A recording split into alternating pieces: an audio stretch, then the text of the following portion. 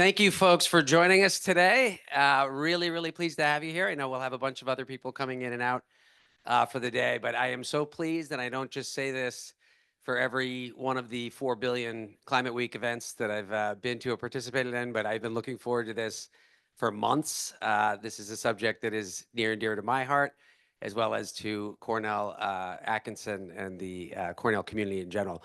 My name is Chris Neidl. I'm one of the co-hosts of today's event. I'm the carbon dioxide removal lead for the UN Climate High-Level Champions. And for the last several months, me and my partner back there, Sean Darty, we've been working on putting this event together. And so what we're going to do is I'm going to run you through the program a little bit, but this is kind of, I think, the first event of its kind, maybe at a Climate Week, that is really focused on the powerful latent and untapped potential of leveraging agriculture worldwide to pull a whole bunch of carbon out of the air and store it and to improve soil health and resilience at the same time. So that's what we're going to be talking about. One thing you're going to notice as we go, it's really about action. One thing I'm focused on exclusively right now is at the upcoming COP30 conference that will be held in Belém. This is the major annual meeting of Paris Agreement signatories, where negotiations and a whole bunch of other stuff happens.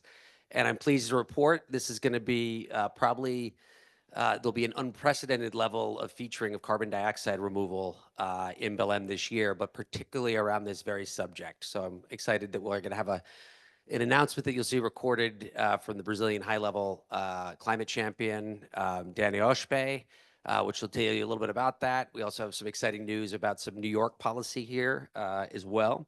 And what we want to do, because this is a very global subject, obviously, we're going to cover a good amount of ground here. First, I'll be really excited to bring up Dr. Rodewald in a second, who will greet you from Cornell. And then we'll have a recorded statement and welcome from Ben Holton, who is the Dean of the College of Agriculture and Life Sciences at Cornell. For those of you who don't know it, we are lucky here in New York State that one of the preeminent research institutions that's focused on the intersection of soil health, agriculture, and carbon removal is right here in our state, and that is Cornell University. And some of the work that is coming out of Dean Holton's department is really groundbreaking and seminal in a global context. So he will greet us. And then I am so happy to have my dear friend and constant collaborator, Dr. Gabriel Walker, is going to give us a keynote to kind of set the table, lay out a vocabulary, make it clear to everybody as we get into the panels what the stakes are, what the opportunity is of this subject. So very excited about that. And then we will have a recorded message from Mr. Danny Oshpe, who I just saw last night for dinner, a wonderful guy. And the high-level climate champions every year at a COP, usually the president or the prime minister of that country appoints someone to be basically almost like the state sort of ambassador during the COP process. And they come from all different sort of walks in life, but prominent within their own field. So Mr. Ayashbe was selected for this Brazil COP. And then we'll get into the conversation, which you'll see there's an interesting trajectory here. So we want to talk first about sort of a kind of a global picture, but particularly a conversation between three areas of the world. And, you know, this applies everywhere. We could have put other people on the stage as well, but some of the most exciting potential and momentum already is happening in countries in the global south. And we have representatives, amazing representatives, high-level ecosystem figures and experts, respectively, in Brazil, India, and Kenya. And then for the second dialogue, what we want to do is kind of explore this from what do these opportunities of using these methods, what's that like from the point of view of the farmer and the suppliers that work with them to implement these types of practices in different contexts. So we're very excited that we'll get insights from that from a range of different actors, and you'll see them once the panels are introduced, who our guests are for that. And then we will wrap it up, which I'm really excited about, is what is New York like when we talk about this subject matter? And it's, spoiler alert, it's really exciting. We have the potential and all the pieces in place for New York. I'm a native New Yorker. I tell everybody that, usually within 2 minutes of meeting me. I'm from Albany, and I've lived in the state for most of my life. That we have a potential to really put New York on the map and to really lead in this area and to do unprecedented things. And so this panel will, what's that? Hey, how are you? Oh my God, stand up for a second, stand up for a second here. We do, I don't have the list in front of me here, but this is Anna Kellis, Assembly Member, representing the greater area of Ithaca. It is one of the most serious and impactful climate legislators at the state level, not just in New York State, but in the country. So we are absolutely pleased to have Assemblymember Kellis. And when I get the list in between, I would also like to recognize the participation of some of our other awesome legislators. I'll do that when I get back, so just stay on time. But we do have some other folks representing us in Albany, which I was thrilled are joining us today. And then, yeah, so we'll end with that. We were not going to have Q&A. We're going to move quickly, but we will encourage you on this beautiful campus. Many people are like, I've never been to Roosevelt Island, but this is a real gem right here. The rain is holding off, so hopefully there's ample space right in the area for us to be able to talk and hang out. But because you registered for this event, we will absolutely be in touch with you. You'll see there's some sort of action items that are coming up, but consider yourself part of the community of folks that are passionate and interested in this subject and who showed up today. So what I would love to be able to do now is to get a welcome from our Cornell friends and have Dr. Rodewald come up and join us. Thank you. Thank you. Thanks a lot, Chris. Hi, it's a real pleasure to be here. Yeah, I'm Amanda Rodewald. I have the pleasure of being at Cornell in a few different capacities, both with Cornell University as a faculty member, also at Cornell Lab of Ornithology, where I work with birds and participatory science, eBird, Merlin, what you hear about, and also with the Cornell Atkinson Center for Sustainability, who really brings us here today along with partners. What's really exciting to me and so powerful about the Cornell Atkinson Center is that, they're really focused, even more sharply, I think, than the university as a whole on how to make an impact in the world. And they recognize that the key to doing that is bringing together people across sectors who are focused on finding solutions. And really, it's events like this, fostering that dialogue, working together, that allow us to come together to really find these innovative and scalable and durable solutions to some of the biggest problems we're facing on this planet. Although I study birds, I'm not working in the same sector, or I guess focus, that you all are doing here today.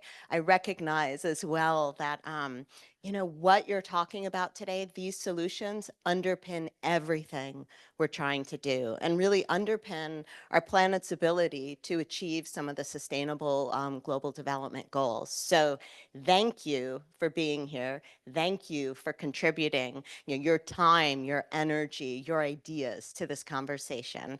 It's a pleasure to be here, and I really look forward to learning from you today. Thanks.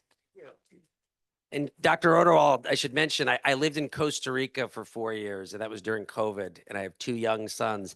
And when their school shut down, their entire education revolved around Merlin and the bird watching materials. That was really made that a very great moment for us. Okay, so now what we'll do is we'll hear from Dr. Holton, and anybody who's familiar with this space, you know about Cornell's influence in terms of the science and published research globally and also here in New York State. Dean Holton is really one of the leading thought leaders and researchers in this space. So excited to have him join us remotely or by recording. Good morning, everyone. Welcome to the Carbon Harvest, Soil Restoration, Food Security, and Negative Emissions in Global Agriculture. Global agri-food systems account for nearly a third of greenhouse gas emissions and are the major use of the terrestrial environment by humans on the planet. Yet these same systems hold enormous potential through soil restoration, regenerative practices, and innovative technologies to provide food security while also delivering durable negative emissions at scale. At Cornell, we've been deeply engaged in advancing carbon dioxide removal solutions, from carbon and agroforestry to bioenergy with carbon capture, to novel approaches in measurement and verification.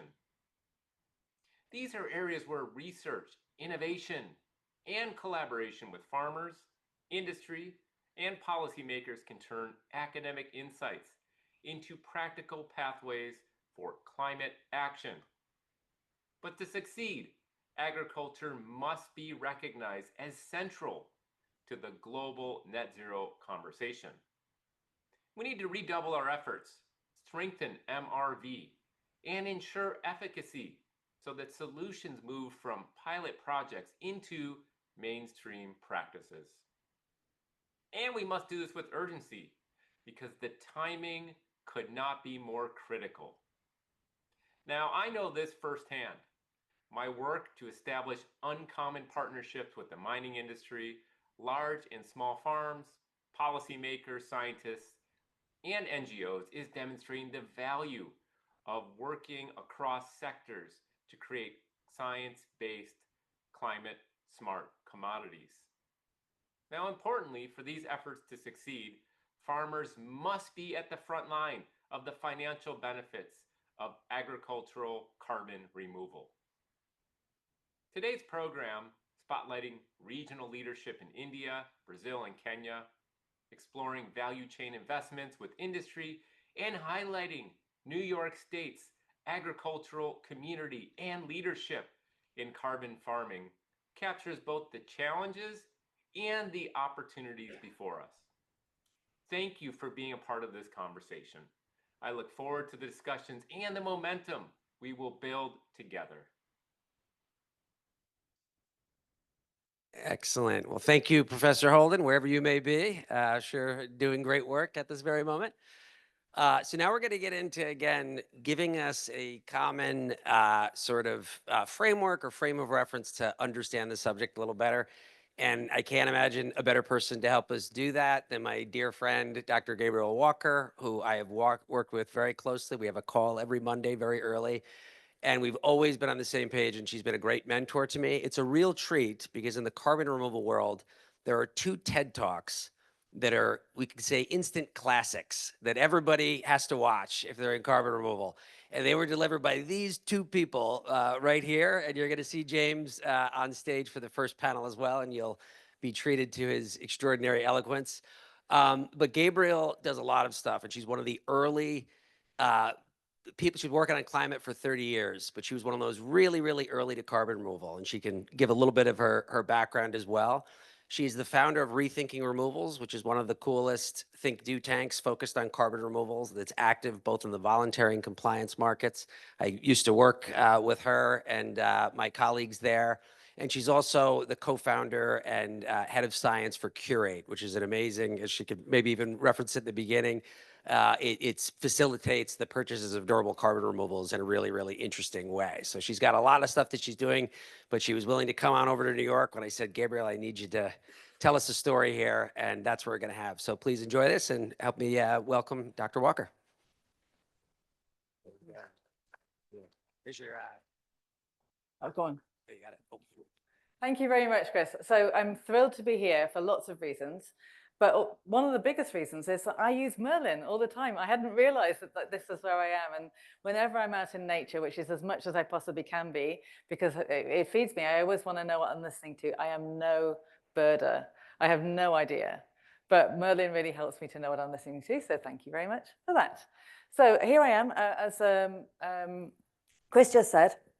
I have been working on climate change for more than 30 years, and I always feel like I need to apologize to everyone present that I haven't fixed it after all that time, but still working on it. Don't give up easily. As you can probably tell, everybody in this space has a stubborn streak to them, and I've got a more stubborn streak than most. So I have worked on more or less every aspect of climate and nature during that time, but about 5 or 6 years ago, I switched to this field of carbon removals. And the reason I did that is I saw the scale of the challenge. The gap was getting bigger. The need to remove carbon from the atmosphere was getting bigger. And the number of people that were working on it and thinking about it and talking about it and using it was tiny. And I thought, this is where I can have an impact. This is where I can make a difference. And it came from 2 things. One of them was fear, that if we don't plug this gap, it doesn't matter what else we do. It's got too big. We need to remove 10 billion tons a year from the atmosphere by 2030, and we're doing almost nothing now. We need to build this industry. So part of it was alarm. I was shocked at how far away we were from that. But part of it was also excitement. because we will build this. There are many different ways to do it. And this is right at the very beginning. And never in my life have I had the opportunity to be right at the beginning of building an industry that is not just fascinating, and is not just something that is going to have to be huge, but is also going to save the world. It brings me something which is quite unusual if you work on climate change, this emotion of hope. So that's why I'm working on carbon removals. And I'm going to tell you a little bit more about it today, and also how it fits in with agriculture, before you have these brilliant panels to dig into it more deeply. So you'll see up there, there's these two organizations, Rethinking Removals and Curate. I'll say very briefly, the things that I'm about to tell you now have come from many, many conversations, discussions, workshops, roundtables, meetings, lots of projects. And they come from these two organizations. So Rethinking Removals is a nonprofit, works on narrative, policy, market, the space where all of these fit together. We work very closely in the voluntary rule setting space. We work very closely with compliance policy makers as well. So that's Rethinking Removals. And we find that when you build together a deep understanding of what the market actually needs, and the narrative that needs to go behind that so that people can get behind it, and feed that into the policies and rules that are being written, that's the most powerful way to make a difference. So that's what Rethinking Removals does. And then Curate, we work with all these companies and more. This is an exercise in trying to make it easier for companies to act. I used to give lots of keynotes about carbon removals, my TED talk and all, and people would say, that's compelling, where do I press? And there wasn't anywhere to press. So now we're working in planning, buying, managing, forward financing, making it easier for companies to engage with this exciting new space. That's where that's all coming from. So the net in net zero, not offsets, but removals. Who's heard about carbon offsets in this room? Okay. Let me just say a word or two about carbon offsets. So first of all, it's all about net zero. When I started talking about net zero in 2019, almost nobody had heard of it. People hadn't set net zero targets. But now, I just looked at the global net zero coverage from the tracker just last week. 92% of global GDP generators have either set their own net zero target or they're operating in a territory that set theirs. 92%. So this concept of a net zero target, a point where we are putting no net emissions in the atmosphere, has become hugely important in the last 5 years. And that led a lot of people to stampede towards the voluntary carbon market. Basically, we know how to get down quite a lot, but what do we do with the emissions that we can't reduce? The net in net zero. So moving to the voluntary carbon market, getting lots of offsets, that's great. Let's just buy lots of offsets. We can then kind of fill in the gap and we'll be fine. It didn't work very well.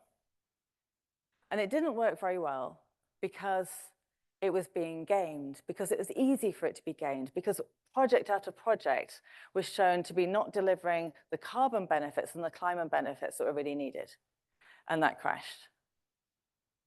So this is a picture of me walking the Camino de Santiago in Spain. Has anyone heard of this, the Camino de Santiago? Oh, lots of you. I love this audience. Okay, so it's a bit crazy. It's a pilgrimage. It's 500 miles walking across Spain. And then you get to the city of Santiago, you go to Mass, and you get your sins forgiven. It's brilliant. When I was walking it, I thought, should I commit a few extra sins on the way so I get extra bang for my buck? But I had plenty. It was fine. The reason I've got this up here is I think this is the essence of what went wrong with the carbon markets and this concept of net in net zero and in offsetting. Because in medieval times, if you walked the Camino de Santiago, you really got your sins forgiven. It was great. But if you were rich enough, you didn't have to walk it yourself. You could pay someone else to do it. They would walk it for you. But because you paid the money, you got your sins forgiven. And you got a piece of paper to prove it. It was nonsense then, and it's nonsense now. And that's the attitude that we had towards the voluntary carbon market. I've got all these climate sins. I'll pay someone else to reduce them, and then I get my sins forgiven. And I've got a piece of paper to prove it.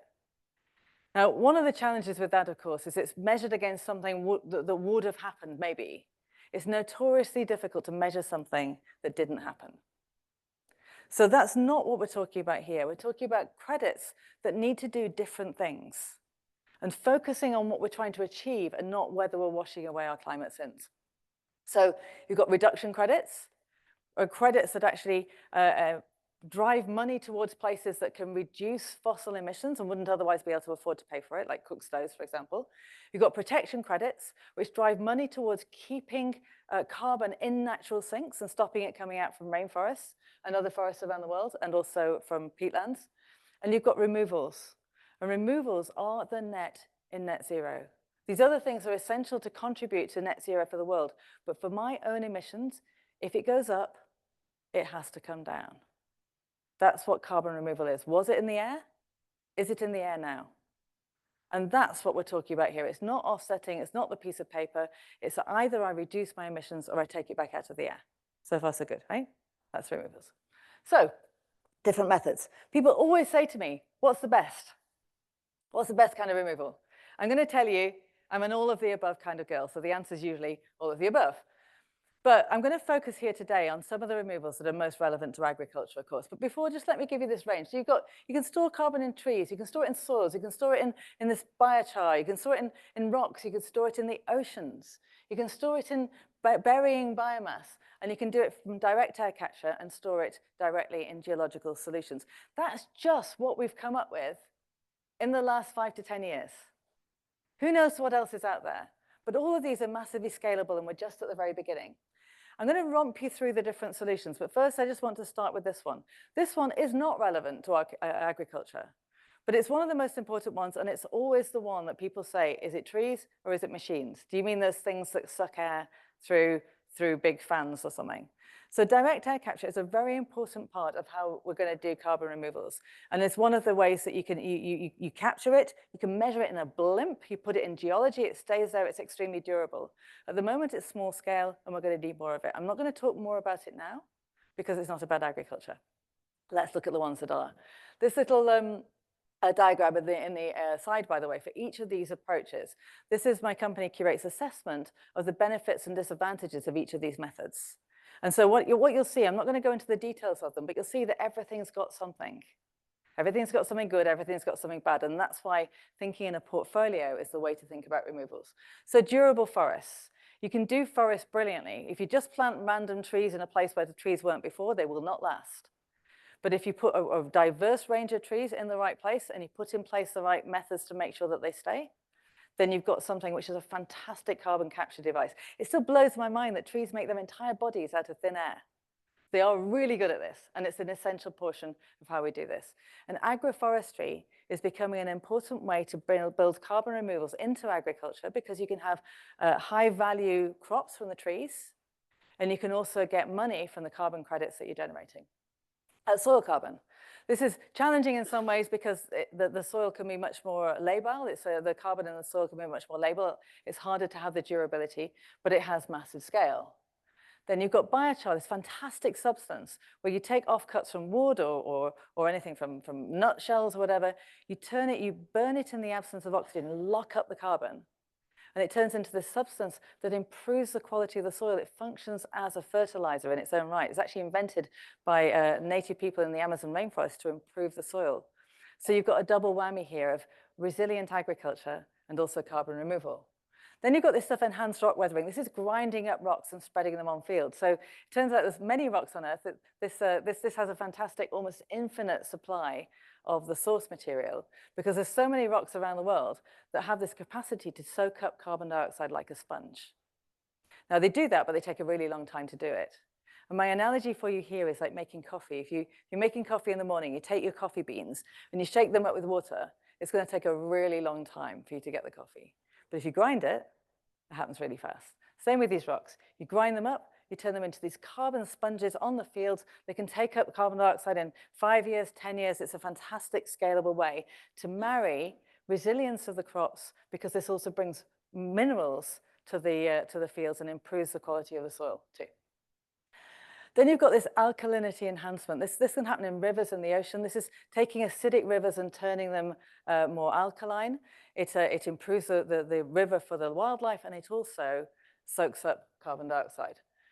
So I just wanted to give you that range so that you understand it's not just one thing, and we need to get a lot more creative thinking about how we incorporate all these removals into what's already out there, not something that's out there on the side, but something that is built into the agriculture that we're already doing. So Lots of corporates are already engaging in this space. You've heard about carbon removals. You know, Microsoft has been an absolute beacon in this, and they're the major player, but it's not just Microsoft. It's incredibly exciting that in the last year or so, more or less every sector has started to engage in this space. And that's important because these companies buying or promising to buy credits that are being generated by these projects is the way to get the money in the hands of the people with the shovels. If you can prove future market, you can then get debt financing and you can grow your projects. So this is the way to do it. So why are these companies doing it? They're doing it for a bunch of reasons. One of them, and I've heard this again and again, it's very relevant to today, is to promote resilient and regenerative ecosystems in their own value chain. Companies that are dependent on agriculture for their materials saying, this is a way that I can both do my carbon removal and promote resilience in the agriculture. Decarbonizing in supply chain removal. So I've got a problem with my scope 3. I can't help my suppliers to decarbonize. Maybe we can build some removals into what they're doing in this space. Locking in a preferred credit supply, staying ahead of rule changes, even looking for new business lines. These are all the ways that businesses are engaging in removals now. It's not just businesses though, it's government. We're going to be talking about policy later on. And the policies are starting to come. And so what we've got here, we've got these voluntary standards for removals, the oxide offsetting principles, the ICVCM, there's loads of acronyms in this space, SBTI, ISO net zero standards. These are all coming along saying you need to start engaging with carbon removals now, have interim goals, make sure you're investing now so that we're building what we need for the future. But then the compliance regimes are coming. Japan has already incorporated carbon removals into their ETS. The UK government, I'm proud to say, is doing the same thing, has just announced its decisions.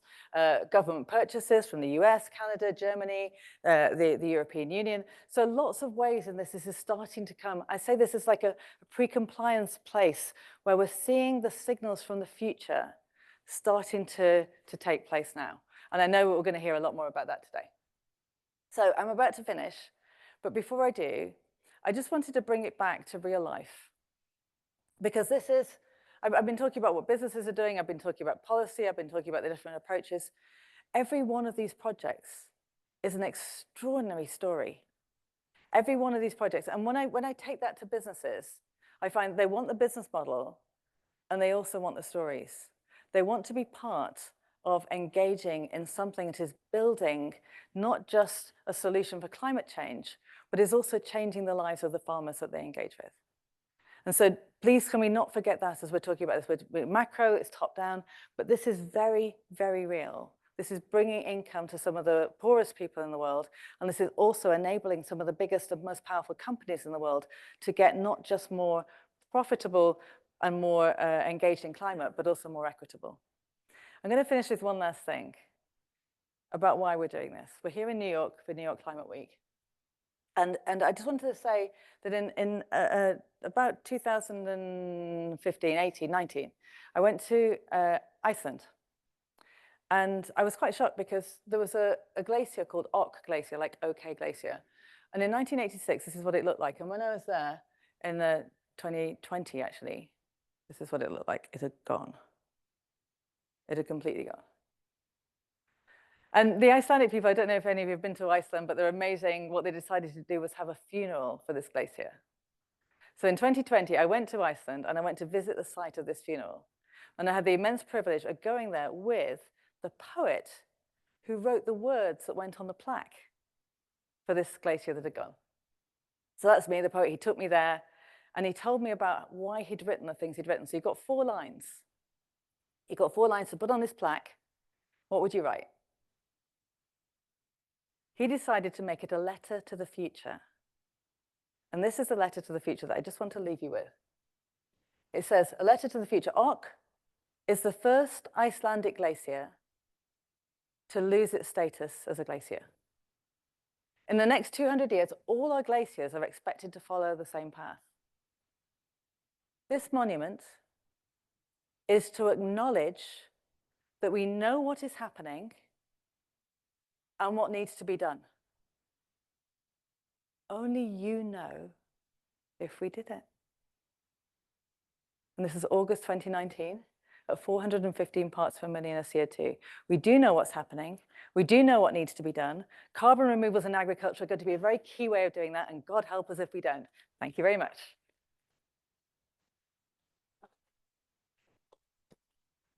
Thank you so much, Gabriel. I think I might need to get turned on again.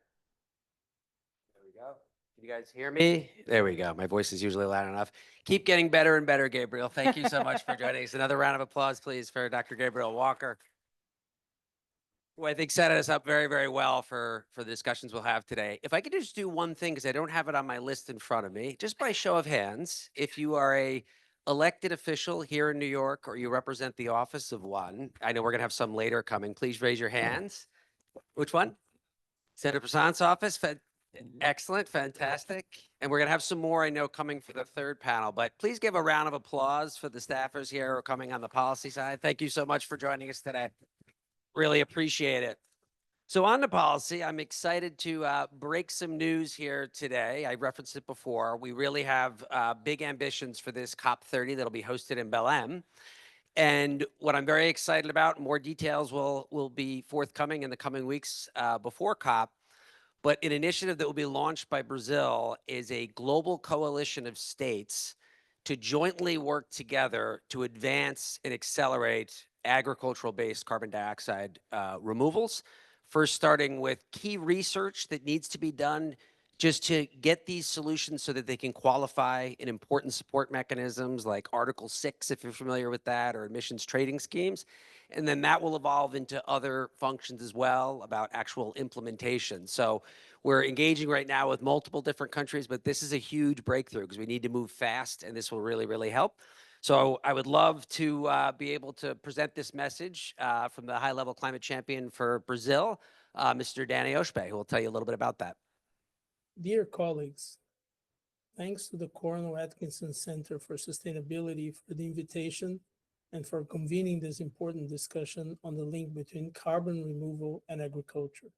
It is a privilege to share a few reflections as Brazil prepares to host COP30 in Belém. We know that carbon dioxide removal is not optional if we are to meet the Paris Agreement temperature goals. Alongside rapid emission cuts, we must also remove billions of tons of CO2 in the coming decades. Agriculture offers some of the most promising pathways to accomplish this through soil organic carbon enhancement, biochar, enhanced rock weathering, and other emerging methods. These practices can help us achieve net zero and even net negative emissions while also improving soil health, resilience, and food security. The potential is enormous, and the research and practice to date is cause for great hope. A global ecosystem accelerating real-world impact is rapidly taking shape all over the world, including, quite notably, in Brazil. But there is still critical science to take these methods to the next level of scale. We must understand more properly how these techniques perform in different soils and climates. And we should not wait another decade for that. Key mechanisms for scaling climate solutions, such as emissions trading systems, Article 6 under the Paris Agreement, and more ambition NDCs are maturing. To be part of that, agricultural carbon removal methodologies must meet rigorous standards. They must show clearly how much carbon is removed, for how long, and under what conditions, so results can be trusted and accepted by regulators and markets. The next 5 years are critical for that. Brazil has a special contribution to make. Indigenous people pioneered biochar centuries ago, creating the remarkable blackland soils of the Amazon. Today, modern successors have transformed this practice based on ancestral ingenuity. Brazil is also a leader in enhanced rock weathering, or ERW. As far back as the 1950s, researchers applied finely ground rock to soils to improve fertility. More recently, scientists have shown that this practice can also lock away carbon by turning CO2 into stable solid carbonates in the soil. If scaled, the implications for agriculture and climate would be transformative. To realize this potential, we must accelerate research through international collaboration across leading science agencies, while also engaging local farmers, civil society, and aligned industries. History shows that the world has answered critical scientific questions through precisely this kind of cooperation. Brazil has played this role before through Embrapa's leadership in sustainable agriculture and by hosting the 1992 Rio Earth Summit. COP30 in Belém is another opportunity for that. This is the spirit of mutirão, a Brazilian word meaning people joining hands to accomplish a shared task. COP30 has calls for collective, practical, pragmatic, urgent action to turn potential into delivery.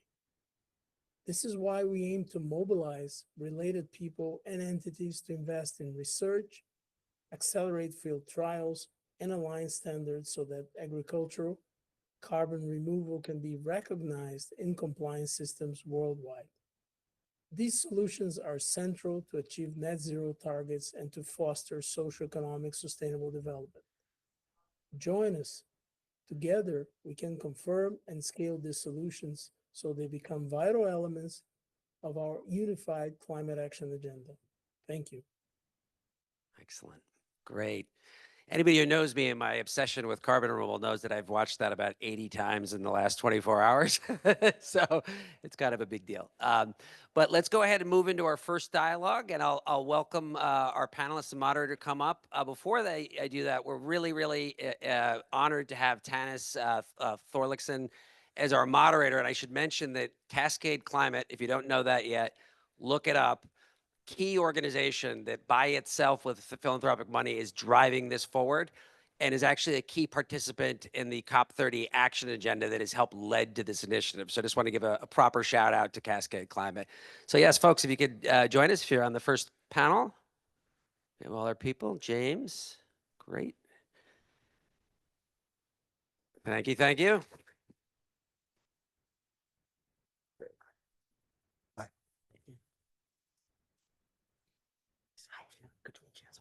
You want to sit in the Wonderful. middle or it's okay? I can sit over here, then I can see all of you. Cool. Well, welcome everyone. My name's Tanis Thorlickson, and I am so delighted to be here today to welcome you to our panel to talk about a truly global perspective on agriculture CDR. So often we talk about, oh, we're gonna have a global panel and we maybe have someone from the UK join us.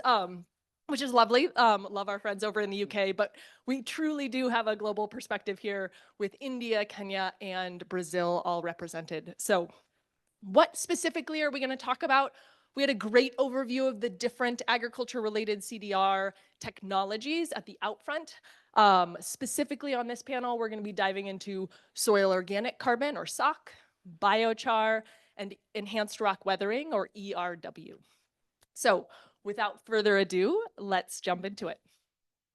So to start us off, we'll do a series of introductions. You are all much better at explaining what you do than I would be able to. But this is the end of a long and busy climate week. We've been in a lot of panels, so I'm going to challenge our panelists to stay succinct and give real life examples, which I know always bring a lot more illustrative examples and energy into a discussion.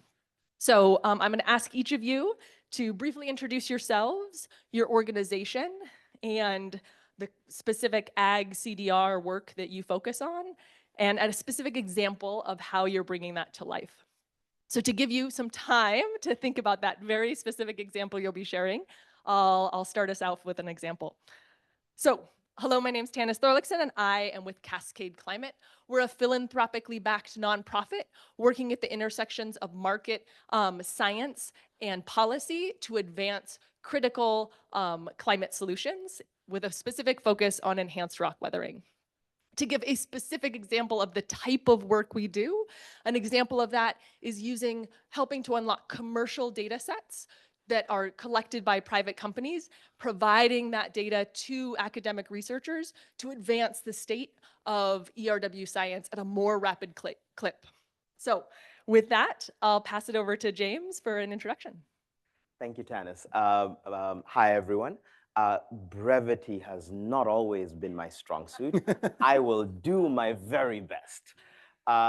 James Mwangi is my name. I am founder and CEO of Africa Climate Ventures. That is, we do exactly what it says on the tin, which is we invest in ventures that have a climate impact component in Africa across the continent. And it's informed by a belief that Africa, with its particular endowments of demographics, geography, renewable energy potential, et cetera, has a critical role to play in getting the entire planet to net zero, and indeed has to play a disproportionate role in that process if the world is to have a chance of getting there. And so we invest in everything, basically everything that Gabriel had behind her. We are seeing the ways that it works better in Africa than anywhere else and beginning to scale it. Well, not everywhere else, but most places. And so to give a very specific example, one of our best performing investments is in a company called Safi Organics in the biochar space. They deliver, and I'll talk more about it later in the conversation, they deliver a fully balanced organic fertilizer that has biochar as its base. It's delivering a whole range of benefits to farmers. That's where we start, but it's also a carbon removal. And we've already helped them become the largest organic fertilizer manufacturer, certainly in sub-Saharan Africa. And our hope is to turn them into a global leader in the deployment of these new fertilizer pathways. Lots of other examples and lots more detail on that, maybe a bit later. Great. Here you go. Okay. Good morning, everyone. It's a big honor and a pleasure for me to be here today and representing ABREFEM, which is the Brazilian Association of Soil Remineralizers and Natural Fertilizers Producers. Okay.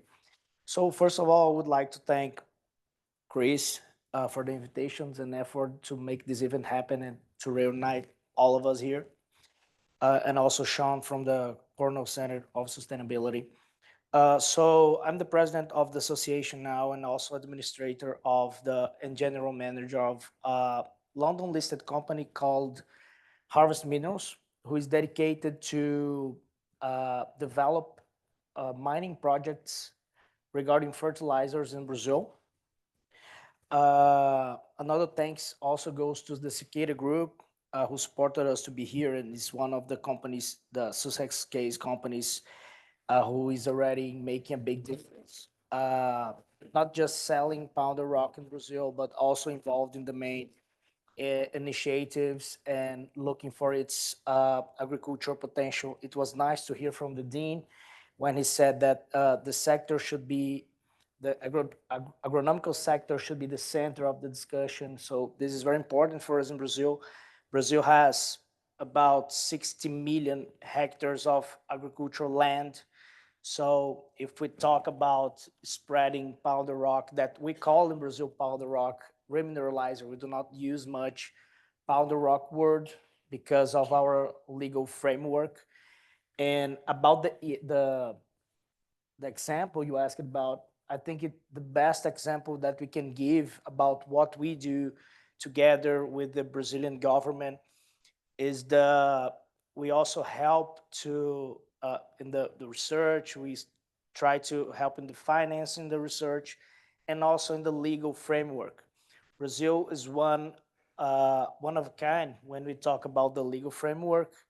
We have stricted law in Brazil saying which rock powder can be used for agriculture sector and which ones can't be used, what is safe, what is not safe. So this is very nice. We will talk a bit more deep about this later on. So our goal as ABREFEM is to share the Brazil's vision and vast potential with agriculture-based CDR and focused mainly in rancid rock weathering. We believe Brazil has a unique position to lead this transformation, and ABREFEM plays a valuable and proactive role in implementing and scale this technology. So thanks again to be here. I'm very glad, and let's go deep in the discussions. Thank you. Okay, everybody can hear me? Thank you. So just to make the discussion a little more lively, maybe a friendly, competitive spirit, not among the individuals, but among the three countries can be touched upon. So good numbers. So India obviously is the most populous country in the world. We know that. The agriculture land is 165 million hectare. Number of farmers, 120 million smallholder farmers. Biomass, which is the input for biochar. The excess biomass, after all usage by farmers, is 180 million metric tons. So everything is 3-digit, close to 200 million metric tons that we are talking about. Now, I'll try to be brief because the question was, who am I and what's our organization doing? So CREA, which is the Carbon Removal India Alliance, is essentially a dedicated CDR-only industry-led coalition and an ecosystem building organization in the space of primarily engineered CDR. We are pathway agnostic. We also include non-agriculture pathways, DACs and BECs and ocean. Although predominantly in India right now, the tailwind and the wave is behind both biochar carbon removal and enhanced rock weathering. We have about 22 member companies, which are all suppliers, mostly project developers, but a few other ecosystem players like investors and such, which are part of this alliance. So we have a significant coverage of the market. 3 of the X Prize finalists are our members, and the winner, Mr. Marty Carbon, is sitting there looking at his computer. He is the winner of the X Prize. So we are very proud of both ERW company and Indian-based company having won the X Prize. So what we do is essentially we are the only ecosystem builder in the space of CDR, and CDR is a new industry. Any industry cannot be huge or successful overnight. Every industry in the world, whether it is renewable energy or EV, it took some time. So the first investor in wind power or solar power had a lot of challenges to establish commercial viability. So CDR is at the same stage.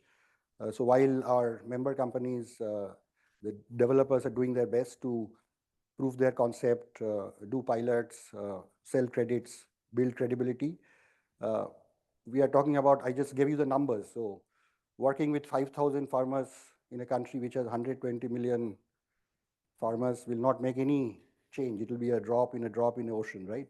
So how do you scale it up quickly than otherwise? Anyway, it will scale up over the next 20 years if it is viable and attractive, and which it is, which we heard in the previous presentations, because this is not just about a compliance or a force to corporates to reduce emission. This has its own economic advantage. It can convert biomass into waste to wealth. It can improve agriculture productivity.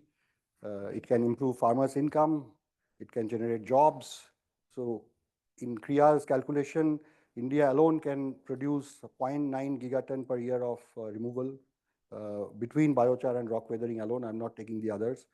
0.4 biochar and 0.5 ERW, which is about 10 to 20% of the global estimate of 10 gigaton per year, which with an average price of $100 a ton equates 90 billion US dollar industry. It's not a small matter, right? So there is an economic, political, social, and environmental case for promoting CDR, and that is what CREA has been trying to do as an ecosystem builder, as I said, to push policy tailwind behind us, to create specific important data and science, which the previous speaker spoke about how do you share information about science and data and evidence, building the coalition itself, and basically be the voice of the industry to both policymakers as well as large Indian corporates, which are at a very early stage of development. And I just will end, Tanis, by saying that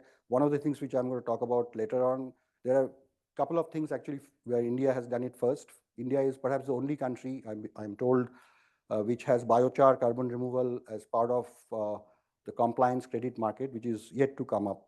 So there is a carbon credit trading scheme, which is coming up next year. There is an offset component to give flexibility, and biochar is one of the approved methodologies, I believe, which is perhaps the only country which has that as a CDR methodology. And number two, CREA has joined hands with Indian Council of Agriculture Research, which is Government of India's own agriculture arm, essentially Embrapa's counterpart. By the way, they also have a MOU for collaboration, wherein based on biochar and rock dust supplied by our member companies, ICAR is going to do a limited field trial or an RCT to see the agronomic benefits of biochar and ERW in the Indian condition, which is very different from global conditions, and publish a paper as a starting point of building evidence. Again, I think that perhaps this is the only initiative by any industry association in CDR industry to kickstart such an important strategic initiative to build evidence, science, which will give more confidence for stakeholders to take action. I will end there, Tanis. Thank you. Wonderful.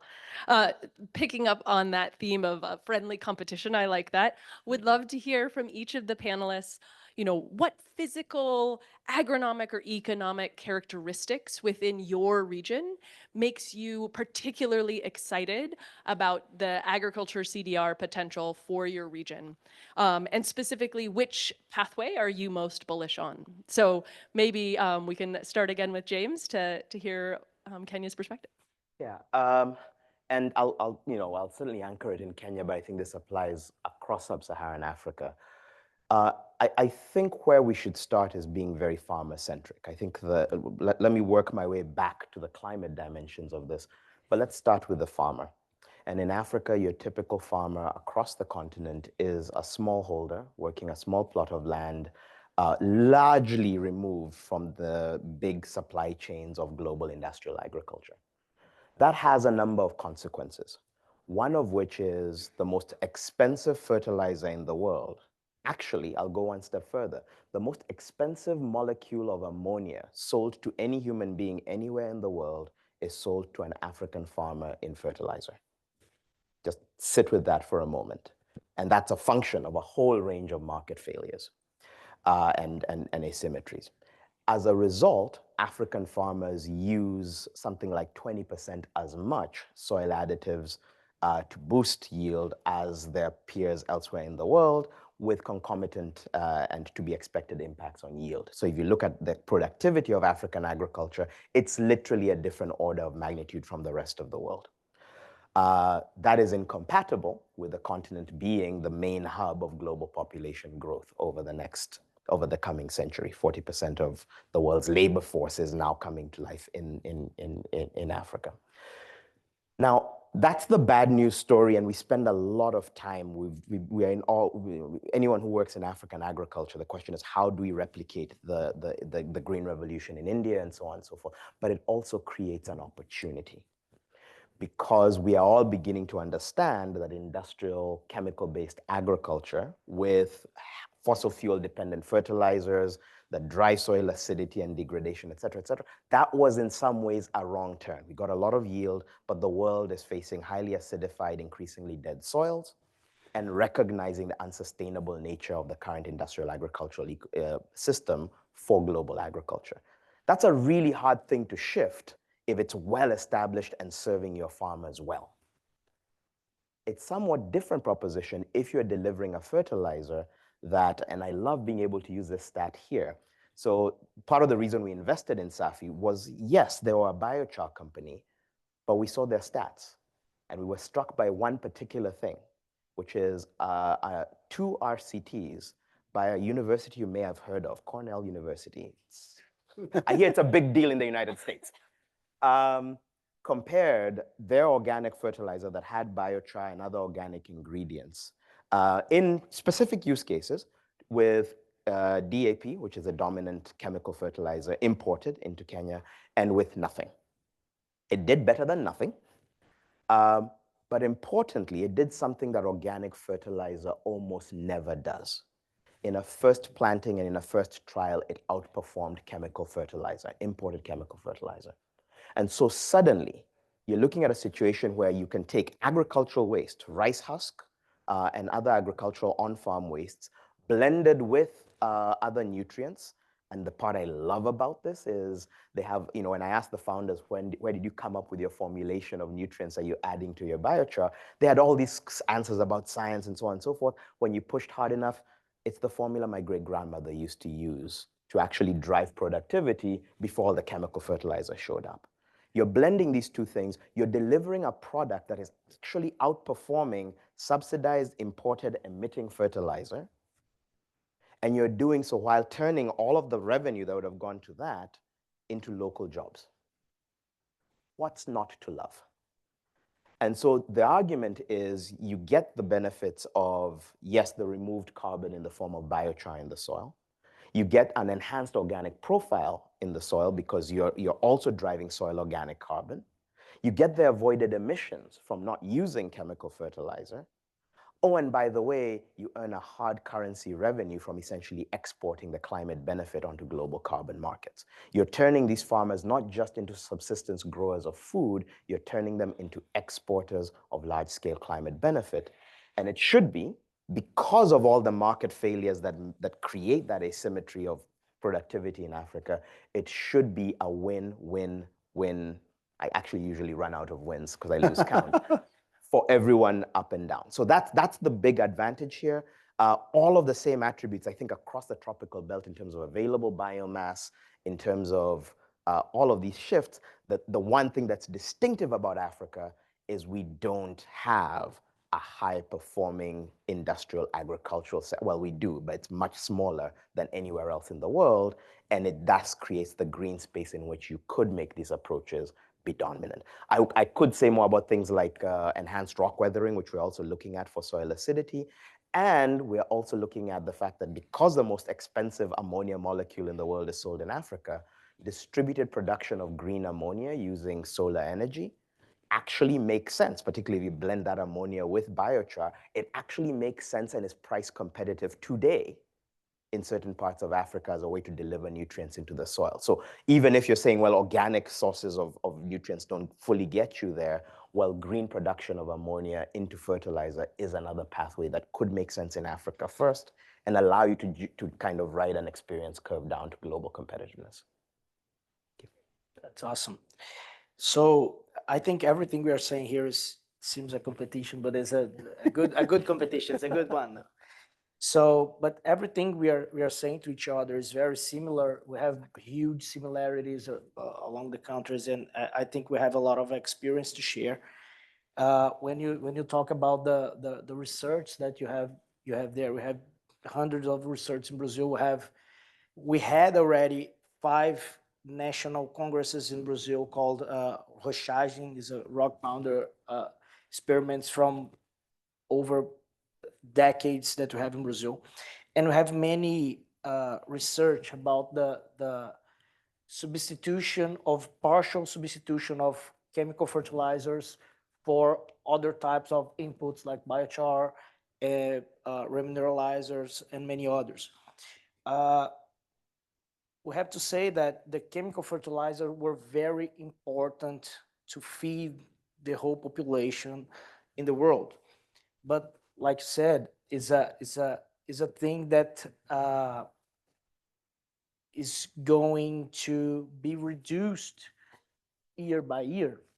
So in Brazil, we are one of the biggest producers of food in the world, but we also import more than 85% of the fertilizers that we use to produce this food. So this is critical for Brazil. This is about food security. This is about national security. So answering the question about the physical, economical, and agronomic characteristics, we also have a national fertilizer plan in Brazil that was published in 2022. And in this plan, Brazil plans to reduce 50% of the important fertilizers. How? Have many technologies, biochar and ERW is also a technology that is inside this plan. And one very interesting thing that this is the first government document that connects the use of the remineralizer to carbon sequestration. There's no other government document that relates this. So when we were discussing about these targets that we have inside this plan, many people in the government said, okay, we do not have all the research to say exactly how much carbon we are going to sequestrate. but the plan is up to 50. So we have plenty of time to do the research, and we are already ahead. So in Brazil, we have truly unique combination of characteristics. So we have abundance of silicate rocks. We have tropical soils. This is very similar to all of us here to have tropical soils. It's very important for ERW. And about the agriculture area, I said 61 million hectares just being arable land right now. But if we talk about the pasture and degraded areas, we go over 100 million. So we have a huge potential to do this. We have the framework already there. We just need the incentives. We need to spread the world, not just here in New York, but even inside Brazil. Some people do not know about this. So it's our mission to deliver them the knowledge, to deliver them the technical assistance to make this happen. 4 years ago, we had just 20 something products registered in Brazil to be used in agriculture. Now we have over 80 products in different regions in Brazil. In 2022, I think we used 3 million tons of this product in just 1 year.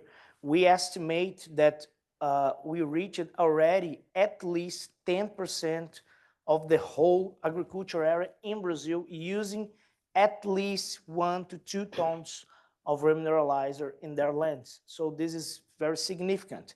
So it's very important to us to have debates like this, to bring more people to this boat so we can go in the same path together and go faster, hopefully. Wonderful. Thank you for that. And just for those a little less familiar with the Brazil context, remineralizers is a common term that is used in Brazil to reference enhanced rock weathering, feedstock, and materials. So how it ties to the agricultural carbon. But Asatava. Yeah, it's very encouraging to hear from both of you.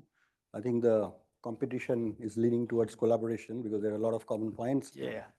Particularly, just to balance out, India doesn't have a remineralization policy, so I'm excited to hear that ERW is already part of the government's plan for remineralization and the overall fertilizer policy, which is great. And James talked about biofertilizers. So here again, India imports a lot of chemical fertilizers, and the government pumps in $33 billion as subsidy to the farmer for using chemical fertilizer, which is I would say, a lopsided kind of policy from both sides. As a result, it is difficult to compete at the current moment with chemical fertilizers, even though biofertilizer with biochar plus compost and other things has a better potential impact on the ground and can perform better perhaps. But these are some of the policy constraints at this point of time. So to answer Tanis's question about which are the brightest pathways, I think biochar is a little advanced than rock weathering in terms of technology readiness and farmer familiarity and overall stakeholder familiarity, I would say. But rock weathering has huge potential, and here I just wanted to talk about Cascade's own Weathering Explorer tool. Please have a look at the tool. You can Google it. It's called Cascade Weathering Explorer.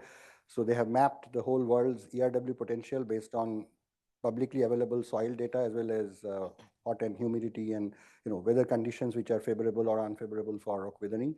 And India comes on top percentile, which is I think shows again coming back to competitive spirit. So, but on the lighter side, so it has a huge potential, I think, eventually. And James nicely talked about again answering your question about what is unique about this whole thing. You talked a lot about the co-benefits. You talked about agriculture co-benefits, which leads to livelihood co-benefits. I think I just want to add there that there are a lot of byproducts of biochar production, at least like bio oil or wood vinegar. Kriya has perhaps the world's only white paper on wood vinegar. At least I have not come across any. Now, wood vinegar is a byproduct of biochar production, particularly of industrial biochar, and it is a natural pesticide because of the smoky, whatever smell of the product. Pests do not come because any insects or pests do not want fire, right? So they get repelled by the smoke of the fire, and that's how it can reduce chemical pesticide usage if it is applied as an organic pesticide. And I'm told in certain part of the world, including perhaps Kenya, I heard from Biological's CEO, I was there in June, that apparently the demand of wood vinegar is even bigger than biochar, right, for this particular application. Likewise, bio-oil can go as a furnace fuel for glass manufacturing or any such furnaces, replacing fossil fuel, the byproduct. So therefore, there is a big potential of utilizing all these products and byproducts to make the project more viable in the long run, where everything can be used and sold at a price and, adding value, including the green heat and energy which is generated, which can be used by some other industry as a output of the production system. And then I think we also talked about, obviously, the climate co-benefits, which is, all of our countries can achieve NDC goals faster if we adopt removal over and above decarbonization, which is, I think, the priority. But without removal, this will only take longer to achieve net zero, and because removal is the only component which actually addresses net zero or net negative. And it also indirectly reduces emission from intensive production of chemical fertilizer and pesticide indirectly. I'm told biochar application reduces NO2 emission from agriculture. There are some early research which supports this. So there are lots of ways of looking at the co-benefit. And the other unique co-benefit, perhaps in India, I don't know whether it's unique or not, you can tell me, is abating air pollution. I just talked about that 180 million metric ton of excess biomass. And between two seasons, the monsoon season getting over, you harvest rice and wheat, you harvest rice and then you have to plant wheat for the winter season within a span of 21 days, particularly in northwest part of India. So unless the biomass is collected by any user at a price, what the farmers do is simply burn it openly because they have no other option. They can't wait and for somebody to come after 3 months and take its biomass. He has to clear his field to produce the next crop, which is wheat, for his own sustenance and livelihood. So that creates a humongous amount of air pollution all over northern India every year around this time. I'm going to personally affected because of this, and all of us are.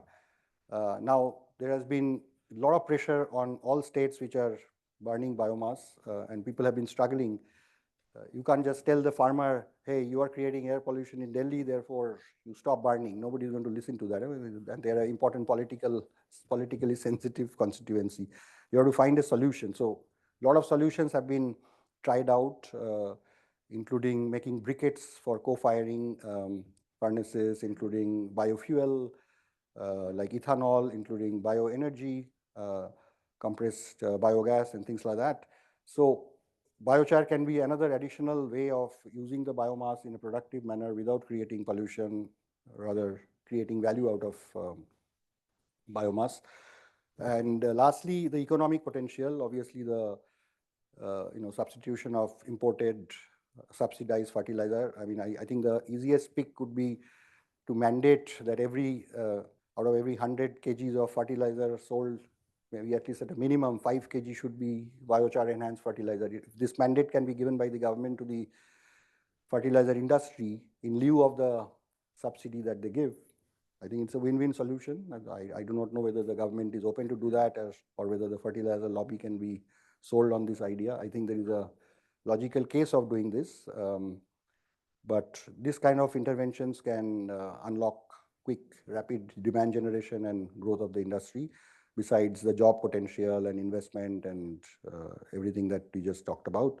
So the whole summary is that in our part of the world, and if I may take the liberty to generalize on behalf of all of us, the pure removal story is not going to give much momentum. Global South countries may say that we didn't create most of the CO2, so why should I or my corporates pay for CO2 removal? somebody else should pay for it because I'm on the receiving end. You guys have produced more CO2. So that could be one logic. Secondly, these countries are yet on a very complicated balancing act between growth, removal, alleviating poverty through growth and decarbonize. It's a fine balance you have to create. You can't just say, yeah, decarbonize industry overnight. Industrial activity is important for the economy to chug along. So there is a lot of effort on decarbonization of industry, which is itself hasn't reached the saturation level. So on top of that, you're trying to bring a removal angle. However good the story is, a much, much potent and strong story is the 4 co-benefits: agriculture and livelihood for 120 million or whatever million of farmers, air pollution reduction by avoiding open biomass burning, economic and industrial potential, and obviously, in addition to all this, carbon removal and NDC potential. So the narrative has to be very, very different from maybe what it is in California or wherever else, where governments have already accepted removal for the sake of removal. And this is where the beauty of CDR is. This is not about just telling emitters not to emit. This is about creating an industrial activity which is value adding, and in addition to value adding to the economy, also doing good for the environment and climate. So I think it's a win-win-win-win-win potential. Lots of wins. Excellent. My next question was going to be on the other benefits alongside, but I think that was such a good summary. The only thing I would add is so often they're referred to, these other benefits, as co-benefits, which puts them at a lesser stance than the climate benefits. And I would challenge us, just as Asatava shared, really these are core benefits, recentering the farmer livelihoods and community livelihoods as central to this message, I think is so critical. So I know we're running up on time and have a number of other fantastic panelists. So final question, we're going to ask you again to keep it brief. In one word, what is the largest bottleneck? Let's see if we can do that. Bottleneck to scaling agricultural CDR in your region. And then to end us on a high note, in brief 1 or 2 sentences, what are you or your organization doing to solve that? So Asatava, maybe you can get us started. Yeah, why not? I'll try to be brief because you said you're running out of time. I think farmer adoption is a big challenge because it is now all the project developers who are not the largest industries anyway in the country. They are trying to convince the farmer that using biochar is good for you and please use biochar and it will do this and that. But unless and until the government stands behind it, like what I heard in case of Brazil, they have, at least for ERW, they have. And it is the job of the government to do research on their own, come to a conclusion whether it is net positive or net negative from the point of agriculture co-benefit, whether biochar and rock weathering should be used. Number one, yes, it should be used. At what dose for this crop versus that crop? At what frequency? How much? These questions are there answered in every agriculture input. It is nothing new. Pesticide, fertilizer, seeds, everything is fairly regulated, and there are standards and specifications to ensure that the farmer doesn't get fooled by some unethical operators. There is some certain quality standards which are adhered to. So these are yet to be there, which is why until and unless that is there, and that is why Kriya has initiated this ICAR-driven study as a starting point, because that's the only starting point. Without evidence, government will not do any policy whatsoever by just listening to us.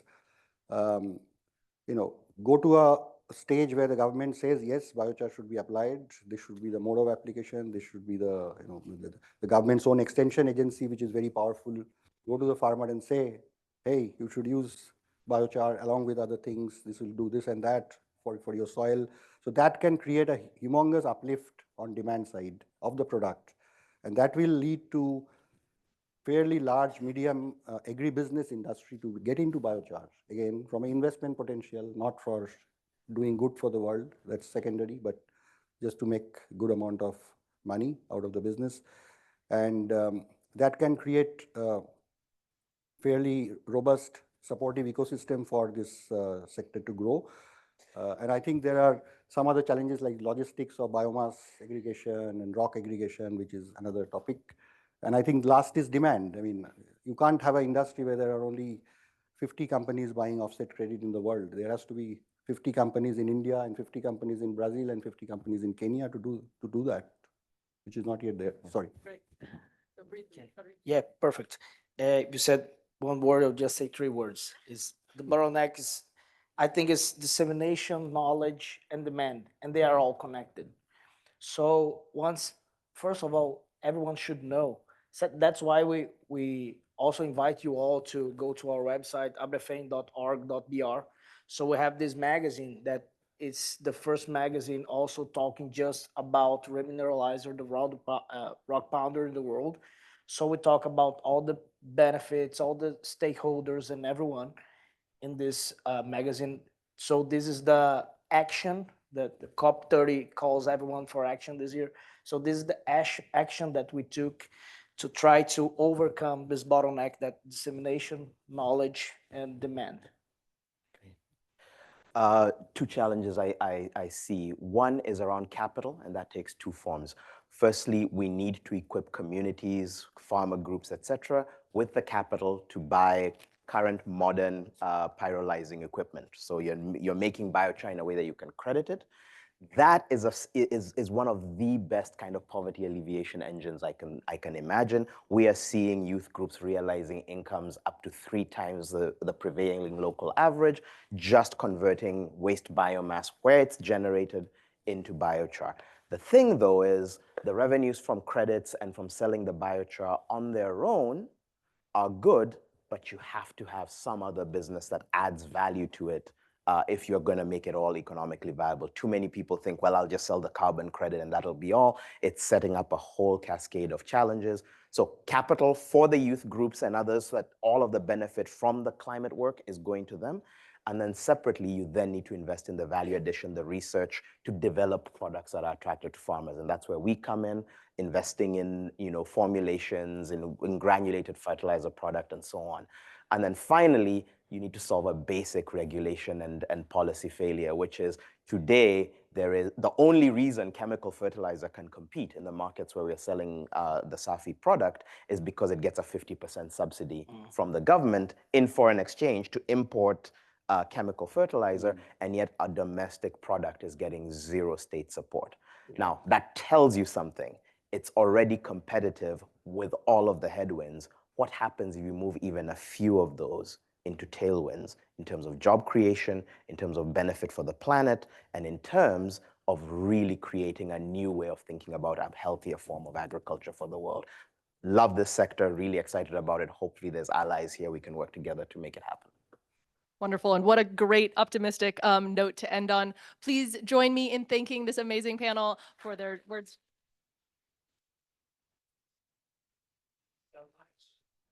Ted, stay here for me for 1 second. You guys can go ahead and take a seat. Thank you so much for joining. We are going to start our next panel. If the panelists for the second, I don't know if Autumn, if you're around. You can, oh, great, good. So while they're getting, if you guys can move over there and swap mics, while that is happening, I started with this, but Cascade is really creating a kind of a foundation around the kinds of science that we need to know in order for us to really take this next giant gigaton step.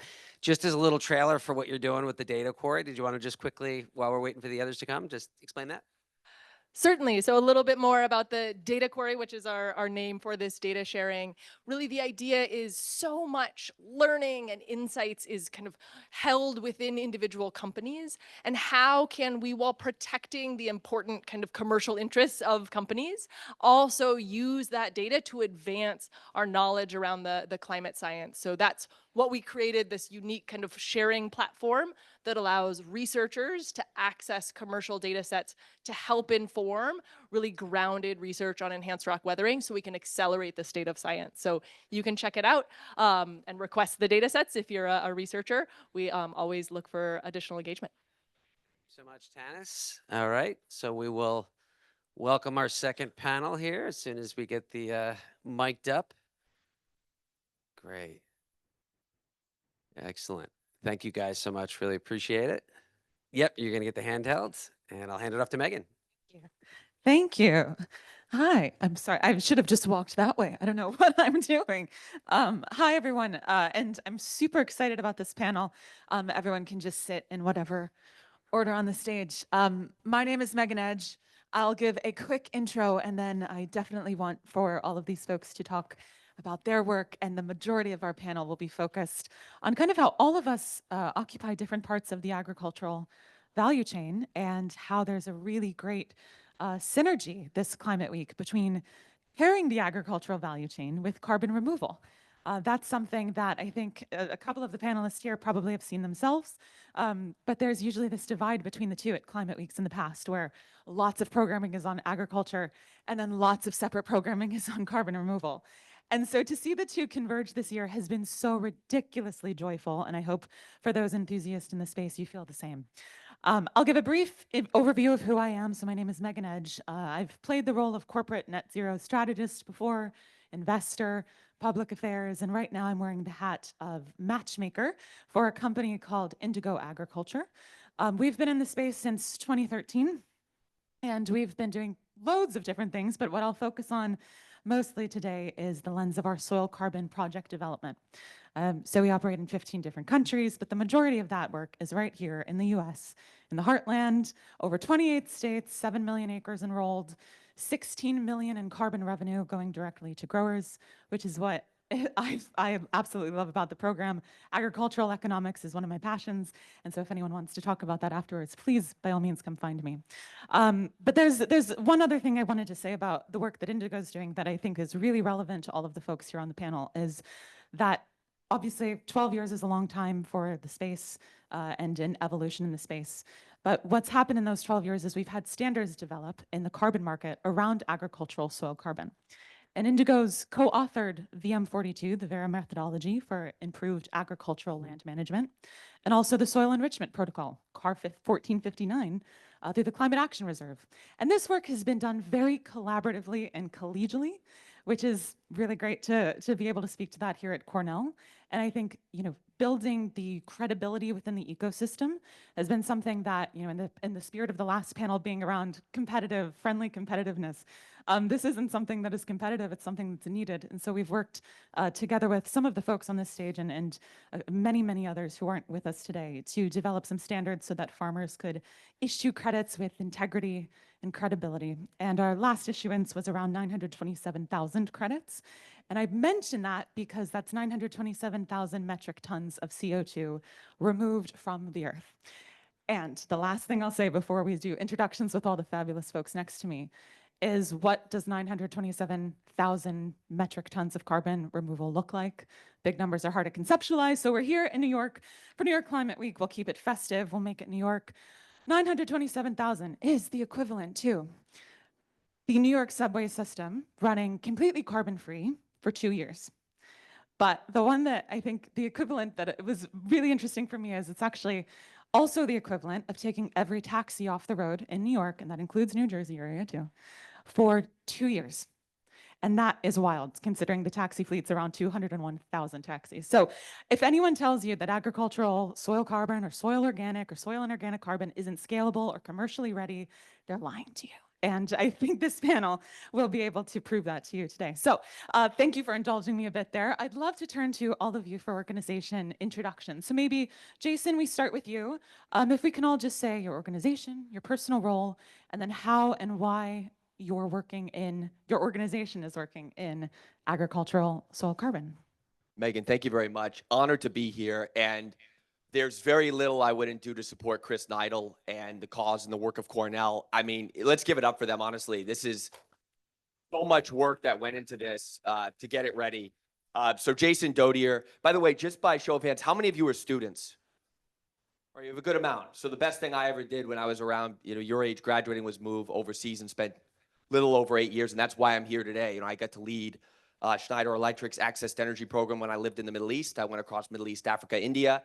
Spent a lot of time in Europe, moved back to the US, and what brought me to New York City originally was to lead the microgrid development for JFK Terminal 1, which at the time was the largest solar development in an airport terminal in the US.